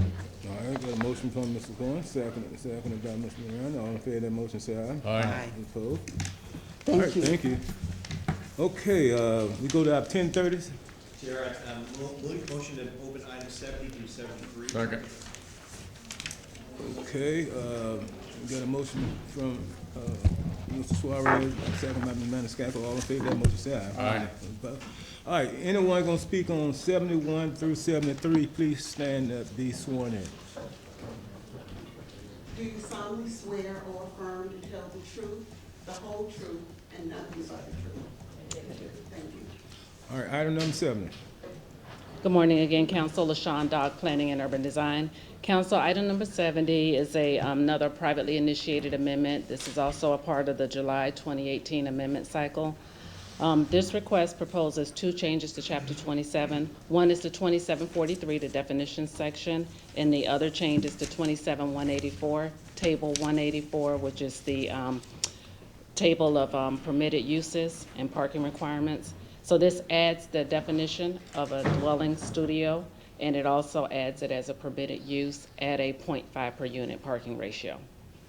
And I'm available if you have any questions. Again, this is before you for second reading.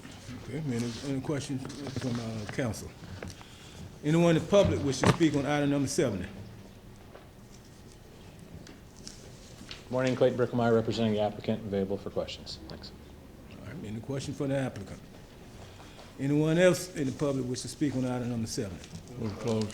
Second. Got a motion from Mr. Corn, seconded by Mr. Miranda. All in favor of that motion, say aye. Aye. Those opposed? Mr. Viera, would you do number 7?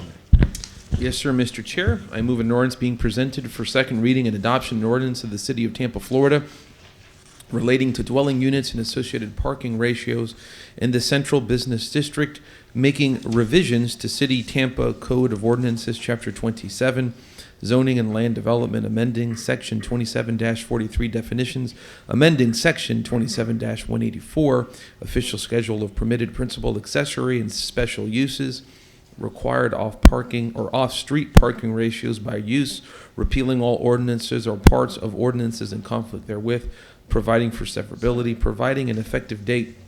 Got a motion from Mr. Viera, seconded by Mr. Suarez. Please record your vote.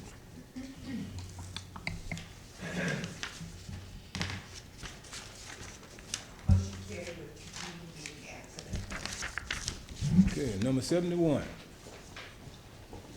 Barbara Lynch, Land Development Coordination. VAC 1901 is a request to vacate a portion of an alley in East Tampa, and I have a map for the overhead showing the location.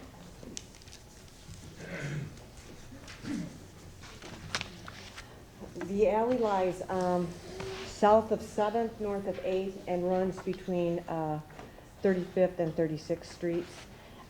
It's unimproved. And it was blocked by a fence at the time. They've removed the fence. So we couldn't really get pictures of the alley, but it wasn't being used by the public. And this is a photo of the applicant's property. They're at the corner of 8th and 36th. We have no objection to this request. There is a request for an easement over the north 30 feet for Tico and Spectrum.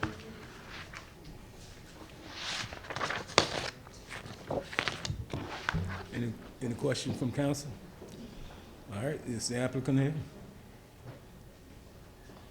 To be honest, I'm not sure because I never met them. Oh, you?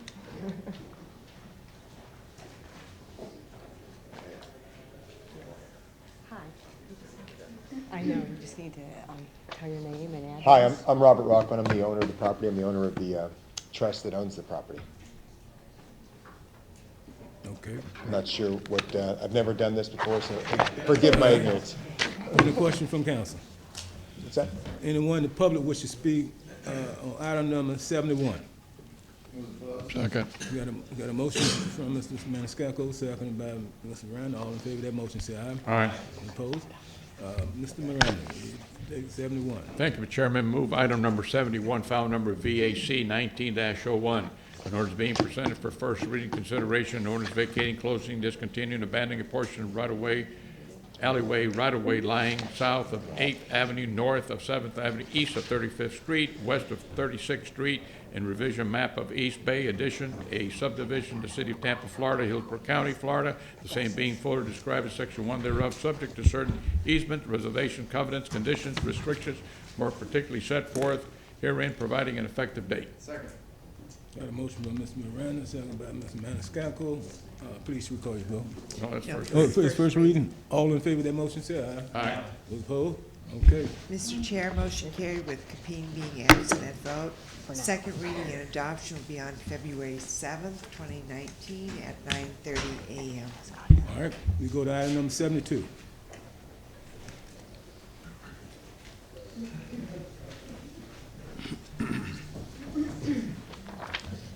Good morning, Council. Kristen Moore, Legal Department. This is an appeal of a variance review board decision. As you know, this is a de novo review. You can receive new evidence. Mr. Joel Sousa is here in order to go over the decision of the VRB and the specifics of the case.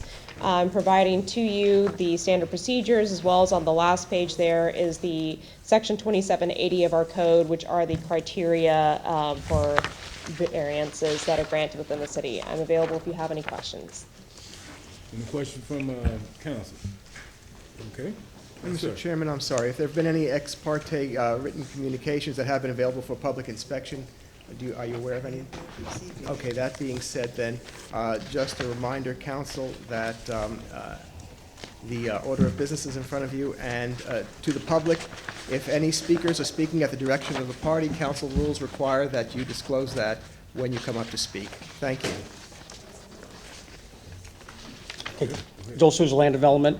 In September of 18, the applicant came before the VRB to reduce the front yard setback from 25 feet to 20 feet, to reduce the side yard setback from 7 feet to 3 feet, and reduce the rear yard setback from 14 to 13 feet, allowed encroachments with allowed encroachments for eaves and gutters, RS 60 residential single family.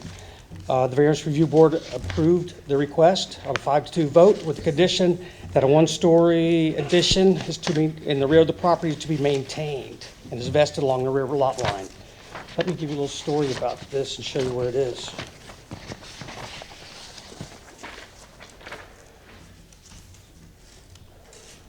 This is a large parcel over in South Tampa on the south side on Bayshore going south towards the MacDill Air Force Base, south of Gandy. This is the subject parcel. Right here. Most all the area is zoned residential single family. This is the site plan that was proposed at the hearing date. This property back in 2014 had obtained a variance for a rear yard setback from 20 feet to 13 for this structure back here. This structure back here. This is the front. This structure was went through the Variance Review Board and went from 20 to 13 for the structure that you see now. The problem was, once they resold the property, they did a survey, and now it's encroached a few inches into the 13 foot. So they came back in October to vest this as it sits, add a second floor, and come in and do this addition over here. So this is the front of the lot. This is the front and side yard setback request. And from the 13 to 14 was to vest this nodule back here that had already been built, but by survey was closer than had been previously approved. In addition, they wanted to put a second story on here. FURB approved the request on this largely treed lot with the condition that these have to remain one-story structures.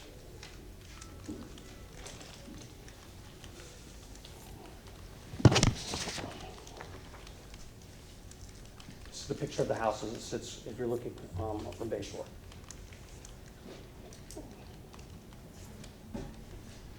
Staff's here if you have further questions. Any questions from council? Okay, applicant? Good morning, Council. Susan Johnson-Velez, 607 West Bay Street, on behalf of the property owner, Alex English. I'd like to go ahead and dispense with the preliminaries and submit our DVD of the VRB hearing.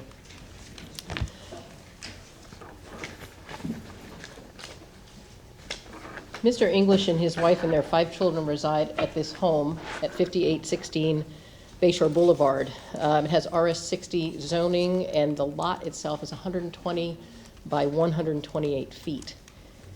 Current structure is 5,023 square feet, and the real crux of our appeal petition relates to that back corner, and I'll put up some maps in a minute just to orient you. This is a view of the blue is the subject parcel, and his lot is situated so that the rear lot here, you can see this long, the long lot here that's in red is actually one residential lot, and so the home is oriented towards Shell Point Road, and so Mr. English's rear yard here and the side yard of this home coincide. So it's a little bit of a unique configuration than what you typically have in a neighborhood. As Joel said, the property has several unique features. It's one of the larger size lots in the area. It's one of the most oak tree and canopy rich properties in the area. And it's got a larger right-of-way and front yard setback distance from the street than typical lots in the area. So this is Bayshore Boulevard, just to orient you. I've outlined in red the current structure, and also, let me move that up a little bit. I also shaded in green all the trees that are on the property, and there's 9 that are shaded in green. 10th one that sits here that's actually leaning on and causing a hazard to the home next door.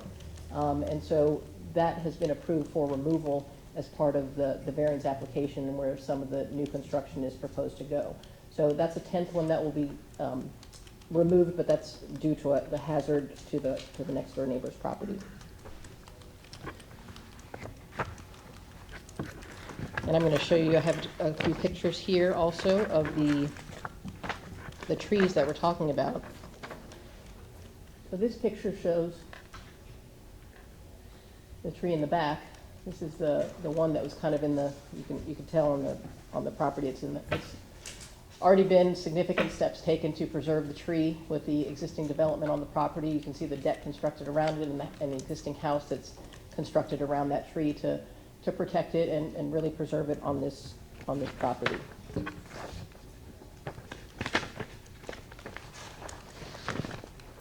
There's another picture of that tree as well.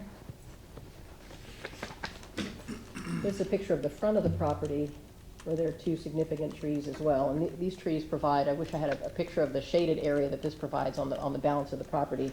But these trees here also significantly impact and restrict the ability to expand the square footage on the house. But you can see the canopy on that tree is quite large as well in the rear. And so those two really cause the hardship. I'm going to put the site plan back up. You can see that the home only takes up, even at its farthest point, about half of the lot. And so there's no request to expand the existing footprint as part of this request. Certainly if you go out this way, that would require some sort of impact to this tree. And if you're to extend off the front of the house, it would require impact to these trees. And so the property owners are committed certainly to preserving the trees, and that's why they sought this variance to try to find areas where they could reasonably have an opportunity to expand the square footage in their home and provide them some needed space without impacting the trees. And so the VRB clearly found that all the criteria to justify the hardship were met based on their granting of the variance. It's just, again, the condition. And with respect to just this area here, this is proposed to be a wood deck. And so that will always remain one story. But this area here is already a covered lanai area. The proposal is that that would be enclosed into air-conditioned space and then a second story be added on top of that covered lanai area. And so it's this, I think there was a picture that Joel showed you where there was a condition that these two shaded areas remain one story. And this is the area that we would like to, we're appealing that condition, that this area remain one story because it's one of really the only area where you could add on to the house reasonably without impacting these trees. This is a side view of this is the current lanai area. And you can see that notch, it would just be filling in this space here.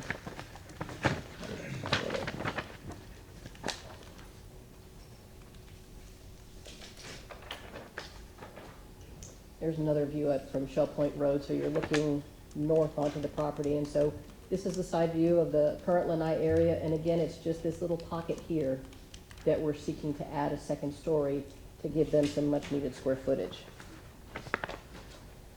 Here's a copy of the elevation drawings that were shown to the VRB. Again, this is the elevation of the current home. Here's the lanai area. That's really 1.5 stories even as it sits based on where the roof line goes. You can see that it cuts quite a bit into that second story that's adjacent to it. And this is, again, that pocket that we're just seeking to fill in to get that square footage of livable space. This is the elevation after construction. And this would be the side elevation after construction.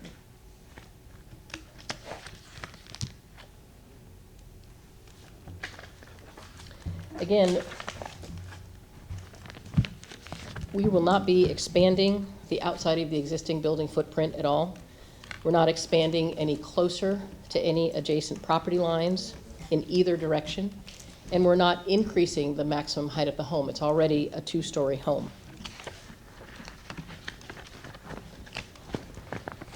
The VRB, well, I've got one more picture that I'd like to show you. So there's, again, that shows the roof line and of the existing structure and what will be enclosed.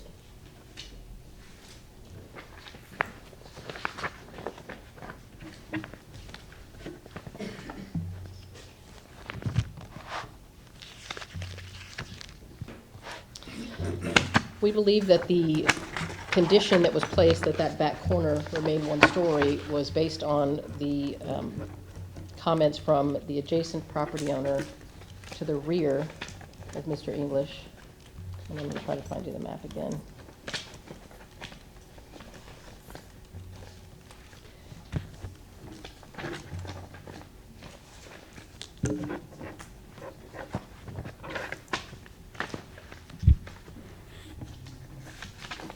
Sorry. If you recall in the elevation, there was a half-moon window that was in the back here, right about here on the second story.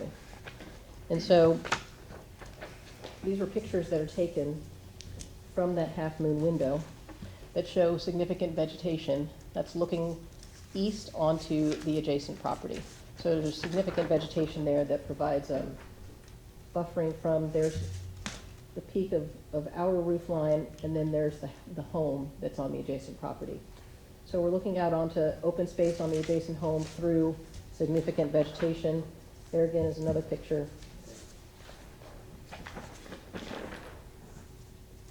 Also taken from that same window. You can see the roof line there of the existing lanai area. This property, again, as I said, this is the side yard of the adjacent home, so you can see how close, this is only 7 feet off of their common property boundary, whereas our property is going to remain, well, now 13 feet to compensate for the as-built. There's also another picture of the garage on the adjacent property. This is a photo that's taken from the corner of the adjacent property looking back towards Mr. English's property. You can just barely see his home here from behind the vegetation there.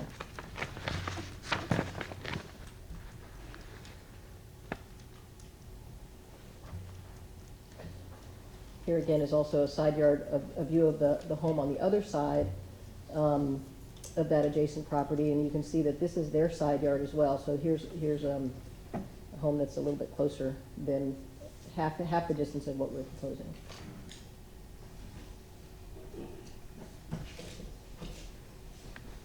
Again, this variance is really rooted in trying to preserve the trees. I know you all have had just recently the state of the urban forests briefing, and that you are working on revisions to the land development code that would allow for situations really just like this. I think this is a poster child for the very types of things that you're trying to encourage. What we're requesting is consistent with Chapter 13 of the Land Development Code, various policies of the Tampa Comprehensive Plan that allow for or encourage tree preservation. I'd like to also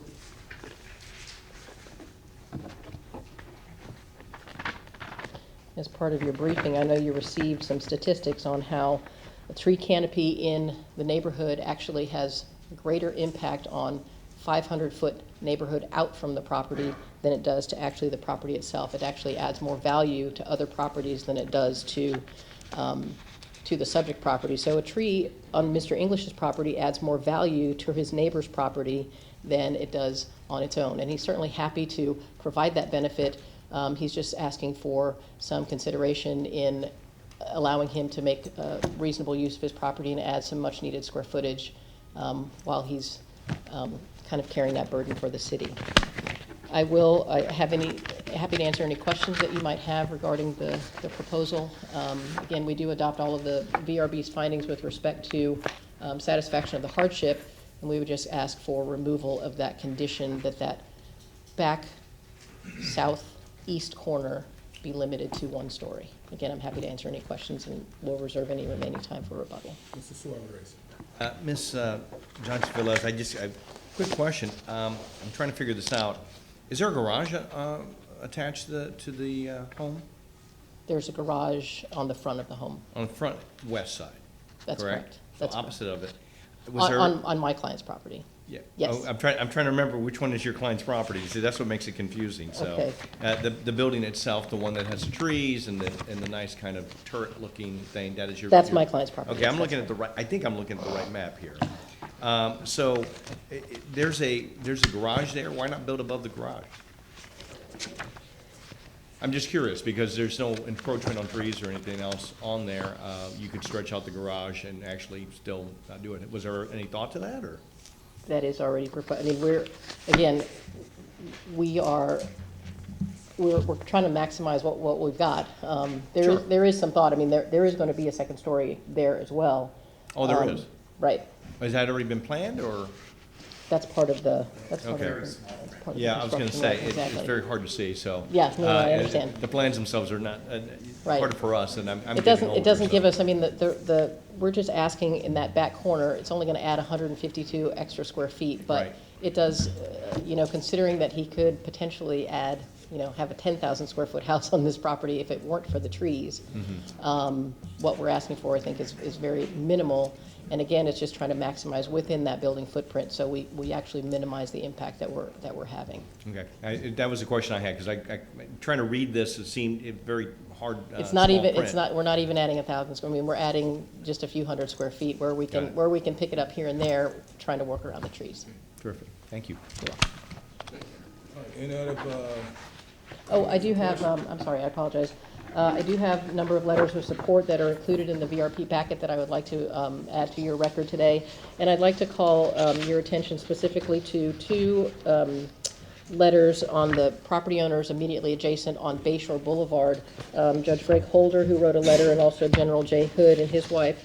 Judge Holder was scheduled to be here today, but couldn't come. Was caring for his wife who just had surgery, so he asked me to apologize on his behalf. But I would like to submit those into the record.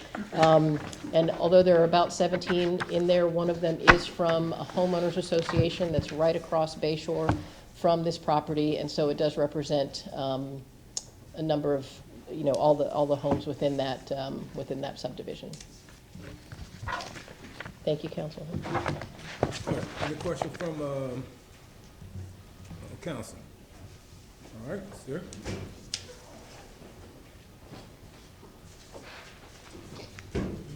Good morning. My name is Bruce Tigert. My family lives at 2510 Gardner Court. We have lived there since 1985. That has been our family home. Just to orient you,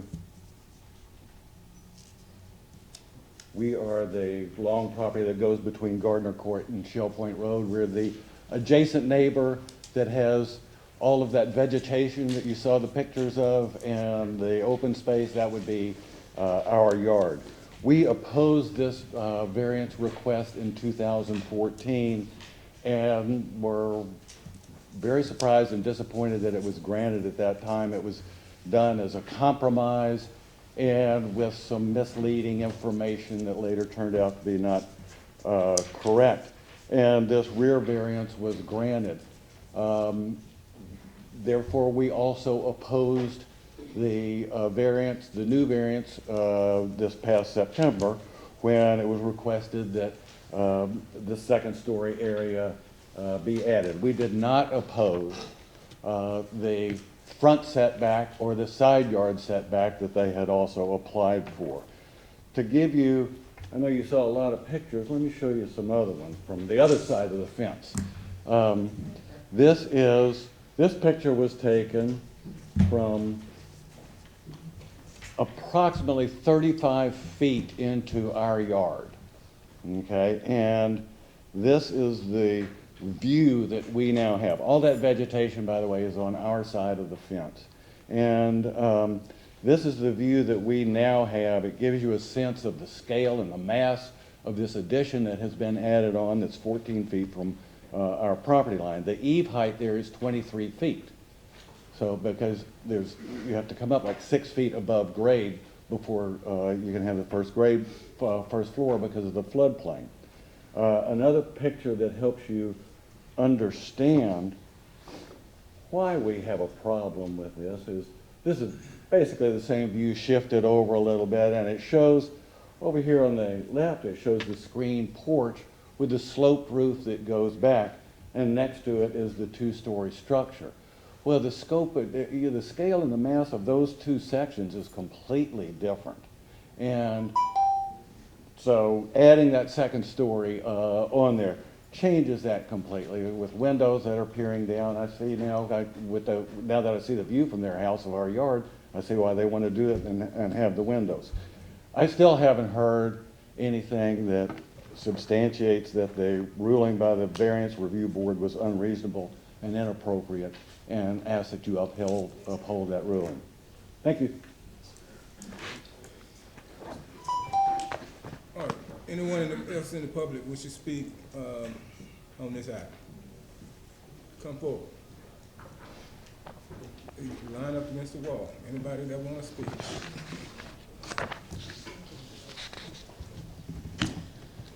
Cynthia Duncan, 4205 West Barcelona Street, Tampa, Florida, 33629. I asked to be put on notice for any subsequent actions on this particular item.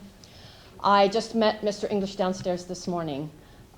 So I am here as a citizen of Tampa, as a person who's worked for the last 8 months on the tree code, in particular an administrative setback reduction to save trees. This, when I heard this on the VRB, I wasn't here, I was watching it, I go, this is a classic case of an administrative setback reduction to save trees. We've been working on it. We've got another meeting tomorrow with Ms. Moore and your city staff. So the setback reduction we're looking at is a 40% rear yard setback for the preservation of a grand tree. He's been granted a 35%, a 7-foot reduction in his backyard. Instead of the 20 feet that RS 60 requires, he now has a 13-foot backyard. So he's got about 10 trees, a lot of them grand or almost grand, and the 152 square foot addition, 3% of his house size. His house could be almost 18,000 square feet if two-story if there were no trees. He's bearing more than his fair share of the burden of providing these trees, not just for his family, but for his neighbors' property values, for the city of Tampa, for the millions of dollars these trees save our city. I know you guys are well aware of all this, but again, this is a classic exception. I put this up here. From the rear of the house, it boils down to, you've already got the 13-foot backyard. That's not going away. All he wants to do is fill in this corner, 152 square feet. The alternative is go elsewhere, either use expensive alternate construction techniques, which may or may not save the tree, cut down the tree, what, $3,000 to $5,000 to remove the tree, another few thousand into the trust fund to pay for the tree. They take out that 48-inch oak out front, that's 19 trees you got to pay for into the trust fund.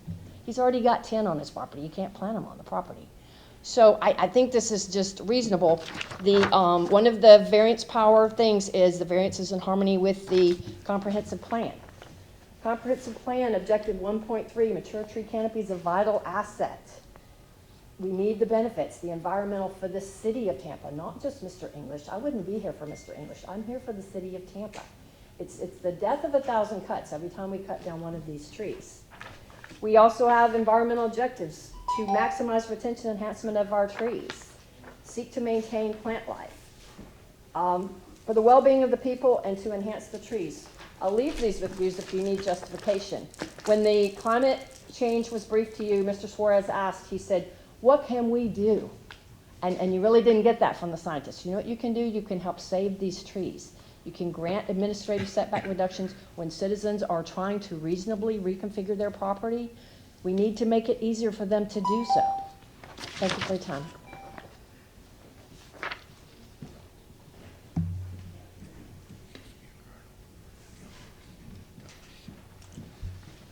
Good morning. I've never done this before either. I hope I don't offend anybody's protocols or sensibilities, but my name is Wayne Lynn. My wife and I own the property immediately southwest of the subject property. We're directly across the street or diagonally across Bayshore on the southwest corner of Chambray Lane and Bayshore. So if I look out my front yard, I look right at the English home across Bayshore. Our street is a private street. Our community consists of 13 homes. We have a homeowners association on whose board I serve, along with my neighbor, Steve Brazier here.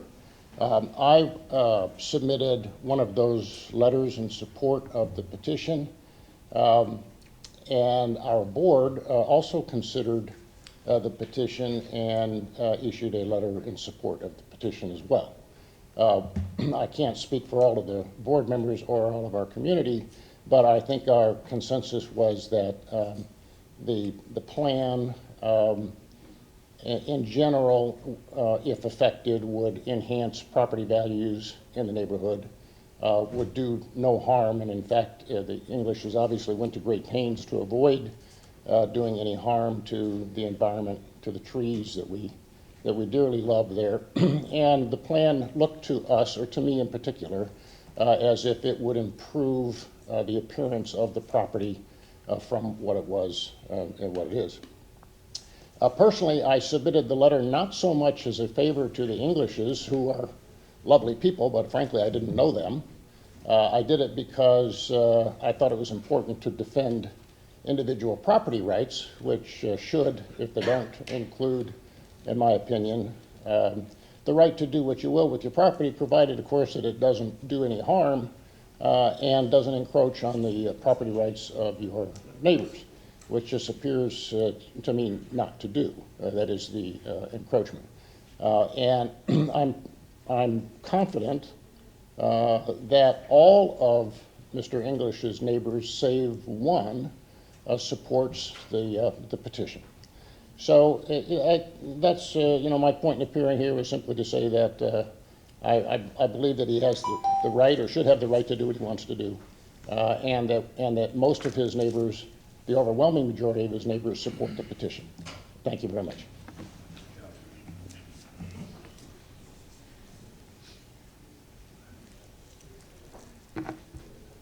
My name's Steve Brazier. I live in the Chambry Homeowners Association District, which is across from Bayshore Boulevard. And I think the City Council should approve this for many reasons, but I'll give you two. First of all, Mr. English has got a big family. And I know the neighborhood pretty good. Why? Well, I've got a couple dogs and I walk them twice a day, and I've been on every street. And you don't see many kids in our neighborhood, and it's a great thing to have kids. Well, if you have kids, haven't had kids myself, you need to have space. And his expansion of his house allows his children and his family to have a lifestyle that accommodates a family of children. Number two, there's been a lot of redevelopment in our area, and they've been basically knocking down old 50s and 60s ranch-style homes, splitting the lots in some cases and cramming in basically cookie-cutter houses. You've seen them, the two-car garage in the front and everything crammed on top, and you can spit in your neighbor's yard. Well, here's someone that is adding who's got a beautiful property, wants to maintain it, wants to maintain the look, and I think one person here is running for mayor, and one of his platforms is neighborhoods, and that includes the empowerment to make them beautiful. So I think it's a great idea for what the homeowner wants to do. It's tough because his property, his neighbor's piece of property is a spectacular piece of property also. And he's also wedged in, his neighbor's wedged in from the other side of the property line also. But I fully support this. Thank you.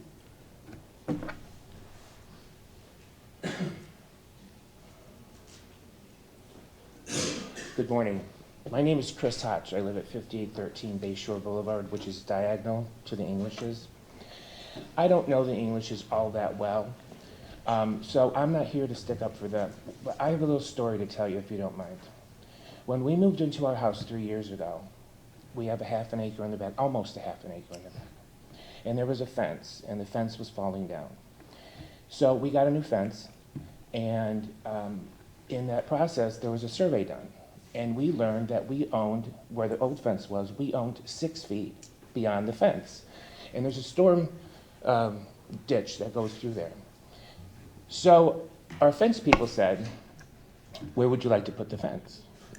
And I said, well, I want it exactly where it was, because I don't want it closer to the storm ditch, which doesn't really work anyway. But so my backyard neighbor, Michael, he's the lawyer, I don't want to tell you his last name.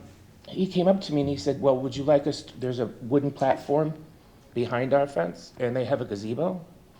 And he came up to us and said, would you like us to move it? And I said, why would we do that?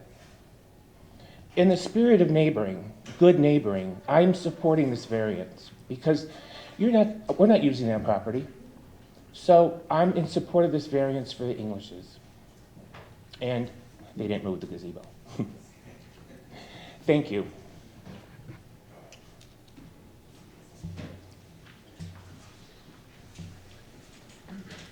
Good morning. My name is Karen Fate. I'm a realtor with Keller Williams, Tampa Central, and I'm the realtor that represented Mr. English on the purchase of the property. I'm here to attest to the fact that extreme due diligence was done on this property by the English family so that there was no disruption to the neighborhood, that they would be a good steward of the land, a good neighbor. Extensive research was done on the trees, including construction permit services and representatives of the city of Tampa. And I fully support the fact that, I think the density issue is a very valid point. He is not trying to increase density within the neighborhood. He is trying to preserve what is there and increase the size of the property by less than 3%. So I support this and ask that you do as well. Thank you.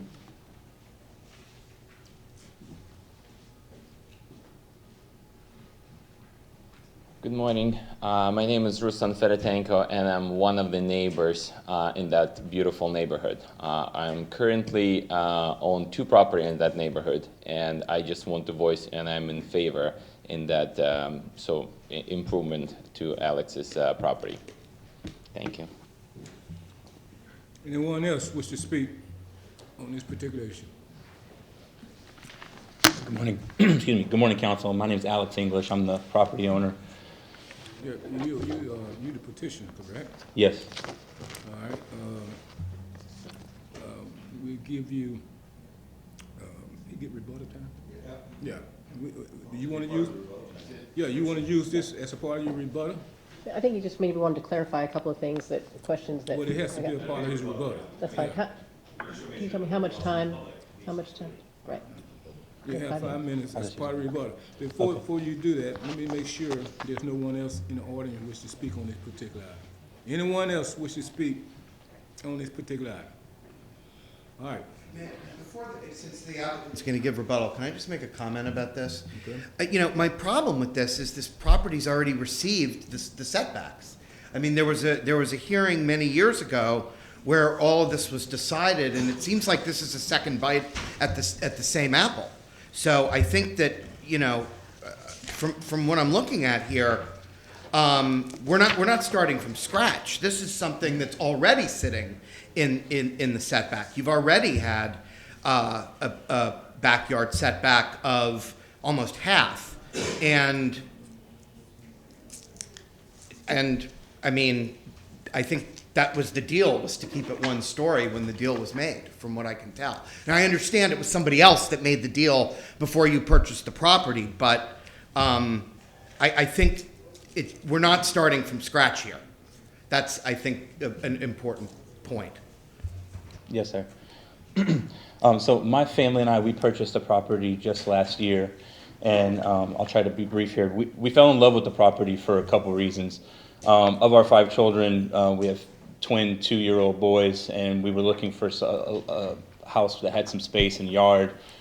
And we fell in love with this property because it is a double lot, and we wanted to maintain that open green space, both for the neighborhood and for our children's use. And we also fell in love with the fact that this is one of, if not the richest, oak tree rich properties in the neighborhood. And we knew going in that we needed, for the size of our family, we needed at least a little bit of expansion in size to accommodate for bedrooms for all of our children and family members. And all of the advice that we were given was, you can this lot size easily allows for us to expand our home 3 times the size that it is. But again, what we fell in love with was the trees on the property, and we didn't want to remove any of those trees. So we found creative ways in working with our architect and gave them ignored that advice to just say, hey, just get rid of what's essentially one of the largest oak trees in the neighborhood. And we asked them to find a way that we could add a little bit of square footage, which ended up only being 150 square feet, but we're making that work. And that 150 square feet was very carefully designed to be within the existing footprint of the home. So what we're asking for in that corner, it's already a 2-story house, and filling in that already 1.5-story corner to be a 2-story normal everywhere in America, second, 2-story normal corner of a house, prevents us from having to remove any trees. And more importantly, we're staying within the existing footprint of the house. So to your point, sir, about not taking a second bite at the apple, we very carefully chose to do our additions, design our additions, and ask for the variances in a way that didn't further impede any further into closer to any other property. So that 2nd-story addition stays within the existing footprint, and it actually maintains the existing silhouette of the house. The house is already a 2-story house. Even in that area, from any direction, if you look at the house, it appears to be a 2-story house, even in that corner. There's just that little 150 square foot area that's notched out, and we're just filling that in. I understand that, but I guess what I'm saying is that when that 1 story was built, it was built as it was built as the subject of a variance that allowed for a setback. I mean, that was it appears to me from the record that was the deal that was made in order to allow the house to encroach to begin with into the setback. So understand, so actually there was some confusion initially when we started this process and we were determining what variances we needed to ask for. There was actually a lot of ambiguity, and in our VRB hearing, the beginning of it was kind of confusing because the VRB staff didn't understand if that was something that was sort of baked in previously or not. So to sort of answer your question and your point, it's actually the previous variance that was many years before we owned the property was actually very gray in terms of referencing anything about 1-story or 2-story other than the deck. And so that even led to the question of if we needed to even ask for this to be part of the variance, but we did just in the nature of not making a gray area clear one way or the other. So I guess the main thing is that we're, again, just referencing this is already a 2-story house. As you can see here in this silhouette, anyone looking at this house from any direction sees this 2-story, normal, typical neighborhood 2-story house with 2-story roof line. That's not changing. The height's not changing.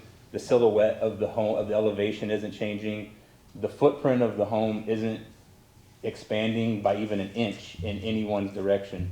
And in this process, when we chose to take this route of preserving the trees, instead of just chopping down that 50-something inch oak tree that's, like I said, one of the largest in the neighborhood, we very carefully chose to craft what we were doing around saving that tree, and have taken a lot of steps, including before we even noticed the neighbors with the required noticing. We obviously introduced ourselves to them as a new family in the neighborhood, talked to them about the improvements that we wanted to make to the property, got feedback from all of them, and as the letters of support show, we have, I think it's 27 or 28 of the closest homeowners in support of us, and only 1 not in support of us. And 2 of the, more importantly, 2 of the supporters are our direct neighbors on either side of us. U.S. General Jay Hood, immediately to our left, is in full support and has provided a letter. And Judge Greg Holder is our immediate neighbor to the right, has provided a letter and specifically asked me to indicate, or offer his apologies for not being able to be here today, and that he's in full support. I'm sorry, your rebuttal time is gone. Okay. Thank you. All right. Any question from council? What is the pleasure? Yeah. We got a motion from Mr. Cohen, seconded by Mr. Maniscalco. All in favor of the motion, say aye. Aye. Opposed? All right. What is the pleasure of council? Well, I was going to say, Mr. Chairman, based on all the documents that we received today and the testimonies that we received, I move to uphold the Second. findings of fact of the Variance Review Board. All right, we got a motion from Mr. Miranda, second by Mr. Maniscalco. Yes, sir. Just for clarification, Mr. Miranda, that and the decision as well. Yes, sir. Thank you. Any discussion on the motion? All those in favor of the motion say aye. Aye. Those opposed? Suarez and me are voting no. Motion carries. Okay, we thank you. All right, we go to new business, information and report. Oh, I'm sorry, we got to go back to, that's right. Yeah. Thank you. Rebecca Kurt, Legal Department. Thank you for the opportunity for me to make sure that I was correct in what I was stating to you from a legal standpoint. I did have an assist in getting this legal research done, but I wanted to let you know that we have researched the 2018 changes to the solar legislation. It did not affect whether or not there's automatically granted an easement. I did actually find the website that the information came from that was previously submitted to you, and the page that was submitted to you was ancient English law, and it has been widely repudiated in American courts, specifically in the state of Florida. It has been repudiated since 1959, so that is not the state of the law in Florida. It is in fact the state that there is not an automatic easement. Florida does recognize the right to create written statutory easements, solar easements, but they are not automatic. And interestingly, in the 1950 case, what the court said is, although there is not an automatic right to light and air or a solar easement, that local government can, through their zoning regulations, address some of the concerns that are obvious when you build giant buildings next to other houses. And so City Council may want a refresher on what the setbacks and the heights are in these, because those are some of the tools that you can use to address some of the concerns that were brought up. But that's up to City Council. Chair, if I could ask a question. So the designation that she was mentioning, I think it was 718 or something like that, that is not a state statute. It is not. We found it was incorrect, but it was close. Okay, go ahead. So, and with some help, I was able to find the statute that I believe she's referencing, which is on solar easements, and it specifically grants, because there is not an automatic right to a solar easement, the legislature has created a right to make one. Got it. So it gives us the power to do it, is what you're saying, or no? No, it does Okay. not. All right. It is voluntarily, it is a voluntary easement that someone can grant, but it specifically cannot be forced upon someone. Okay. So there's no way that we can make that designation. It is that the law itself, it says that an easement can exist on, based on agreement of parties, not based on law. Completely correct. That is what I'm Okay. trying to say. All right. And so, again, what the power City Council does have is through height and setbacks to deal with some of the problems that were the underlying concern. Right, and that is within our purview based That- on the case brought to us. Yes, Okay. based upon the specifics of the site plan before you. Thank you, I appreciate it. Thank you. Can I just have a quick follow-up to that? I know there was a concern. State your name again. Lee Rice. There was a concern before. There is a dog park within the complex, and then there are also dog waste receptacles that are available to the residents of the complex. And there is no existing easement with that landowner for the right to solar. If I could, Ms. Wright, you said that there are receptacles available to the neighborhood. Where are they located? Within the project. It's within the project, so it's inside the I would have to. the interior? I would have to confirm the exact locations, but they are available to the residents. Yeah, there's nothing on the outside is what you're saying. And I think that, if I'm not mistaken, based on what was there before, it was an open field, and probably that was part of the problem, is that anybody could go in there and probably have their dog do whatever they did. So I'm not sure. I know that I had people come down my street, they have dogs. I don't have a dog, and they do it in my yard too. So, no, I'm just curious about that, if they'd have access. Probably not, but that's just a guess. Thank you. Thank you. Okay. We'll be back at 6:01, and for second reading, and Mr. Suarez, you want to read it?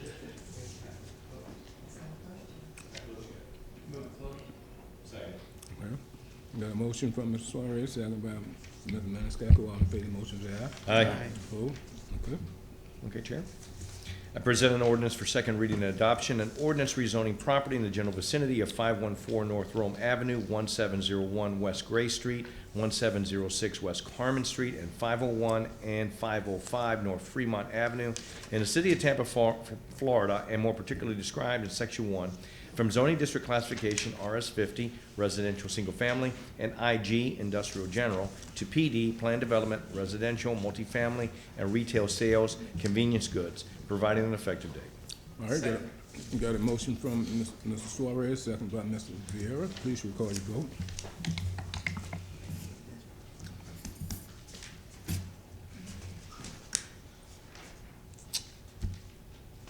Motion carried with Reddick, Maniscalco, Okay. Yes, ma'am? Kristen Moore, Legal Department. There is a resolution for a bonus provision agreement that goes I with was this. just going to do that, and Chair, I'd like to move the resolution attached to this particular appeal. All right, got a motion from Mr. Suarez, second by Mr. Corn. All in favor of the motion, say aye. Aye. Opposed?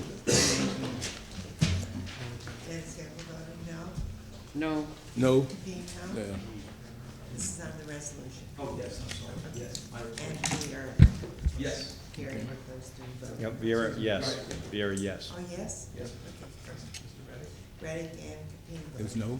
Maniscalco. Okay. All right, we go to new business. Mr. Chairman, before you do that, I'm sorry. Madam Clerk, do we need to have reschedule number 73?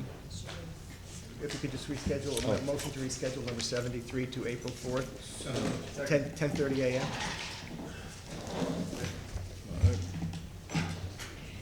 All right. Who made the motion? Let's go. Okay, we got a motion from Mr. Cohen, second by Mr. Maniscalco. All in favor of the motion, say aye. Aye. Opposed? Okay. Thank you. All right, Mr. Vieira, new business. Yes, sir, Mr. Chair. I had previously spoken with FDOT publicly here at council about their making a presentation on the status of Bush Boulevard, and I hereby motion to have FDOT come and make a presentation on the status of Bush Boulevard on January 31st at 9 a.m. under ceremonial activities and/or presentations. All right, got a motion from Mr. Vieira, second by Mr. Maniscalco. All in favor of the motion, say aye. Aye. Opposed? Nothing further, sir. Mr. Miranda. Two cleanup items, Mr. Chairman. On December 20th, 2018, the City Council adopted a motion to file number B 2018-8 pertaining to a continuance to March 1st, 2019, a resolution approving the agreement and memorandum of understanding between the City of Tampa and Tampa Bay Water for the Tampa Augmentation Project. I would like to make a motion to correct the continuance date from March the 1st to March the 7th of 2019. All right, got a motion from Mr. Miranda, seconded by Mr. Cohen. All in favor of that motion, say aye. Aye. Opposed? Okay. And also on December 20th of 2018, City Council meeting, Council adopted a motion to file number E 2018-8, Chapter 27 pertaining to SU 1-1905 for property located 402 West Sitka Street. I would like to make a motion to correct that date from March 1st, 2019 at 10:30 to March 7th, 2019 at 10:30. All right, got a motion from Mr. Miranda, seconded by Mr. Maniscalco. All in favor of the motion, say aye. Aye. Opposed? Thank you, Mr. Chairman. Okay, Ms. Capeen? Nothing. Mr. Maniscalco? Mr. Cohen? Mr. Suarez? And we'll make it a clean sweep. Nothing, sir. I move to receive the file of the document. Before you do that, sir, let me yield to, Okay. before y'all make the motion, let the chair, see if I got something to say first. All right. I apologize. Yield to Mr. Vieira. I want to make a motion that council prepare accommodation for the City of Tampa Black History Committee to be presented at their program on February 12, 2019. We have a motion by Councilman Reddick, a second by Councilman Maniscalco. All in favor? Aye. Any opposed?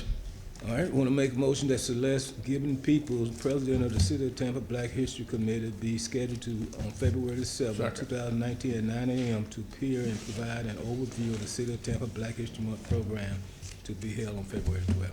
We have a motion by Councilman Reddick, a second by Councilman Miranda. All in favor? Aye. Any opposed? And the last one is that requesting that the legal department, making a motion to request the legal department to prepare a resolution granting permission to use the official seal of the city of Tampa on programming material, digital print, broadcast, and advertise as it relates to Black History activities hosted by the City of Tampa Black History Committee. We have a motion by Councilman Reddick, a second by Councilman Miranda. All in favor? Aye. Any opposed? Can we get a motion receiving file? So moved. All right. Motion receiving file stated. All in favor, say aye. Aye. Opposed? Stand adjourned.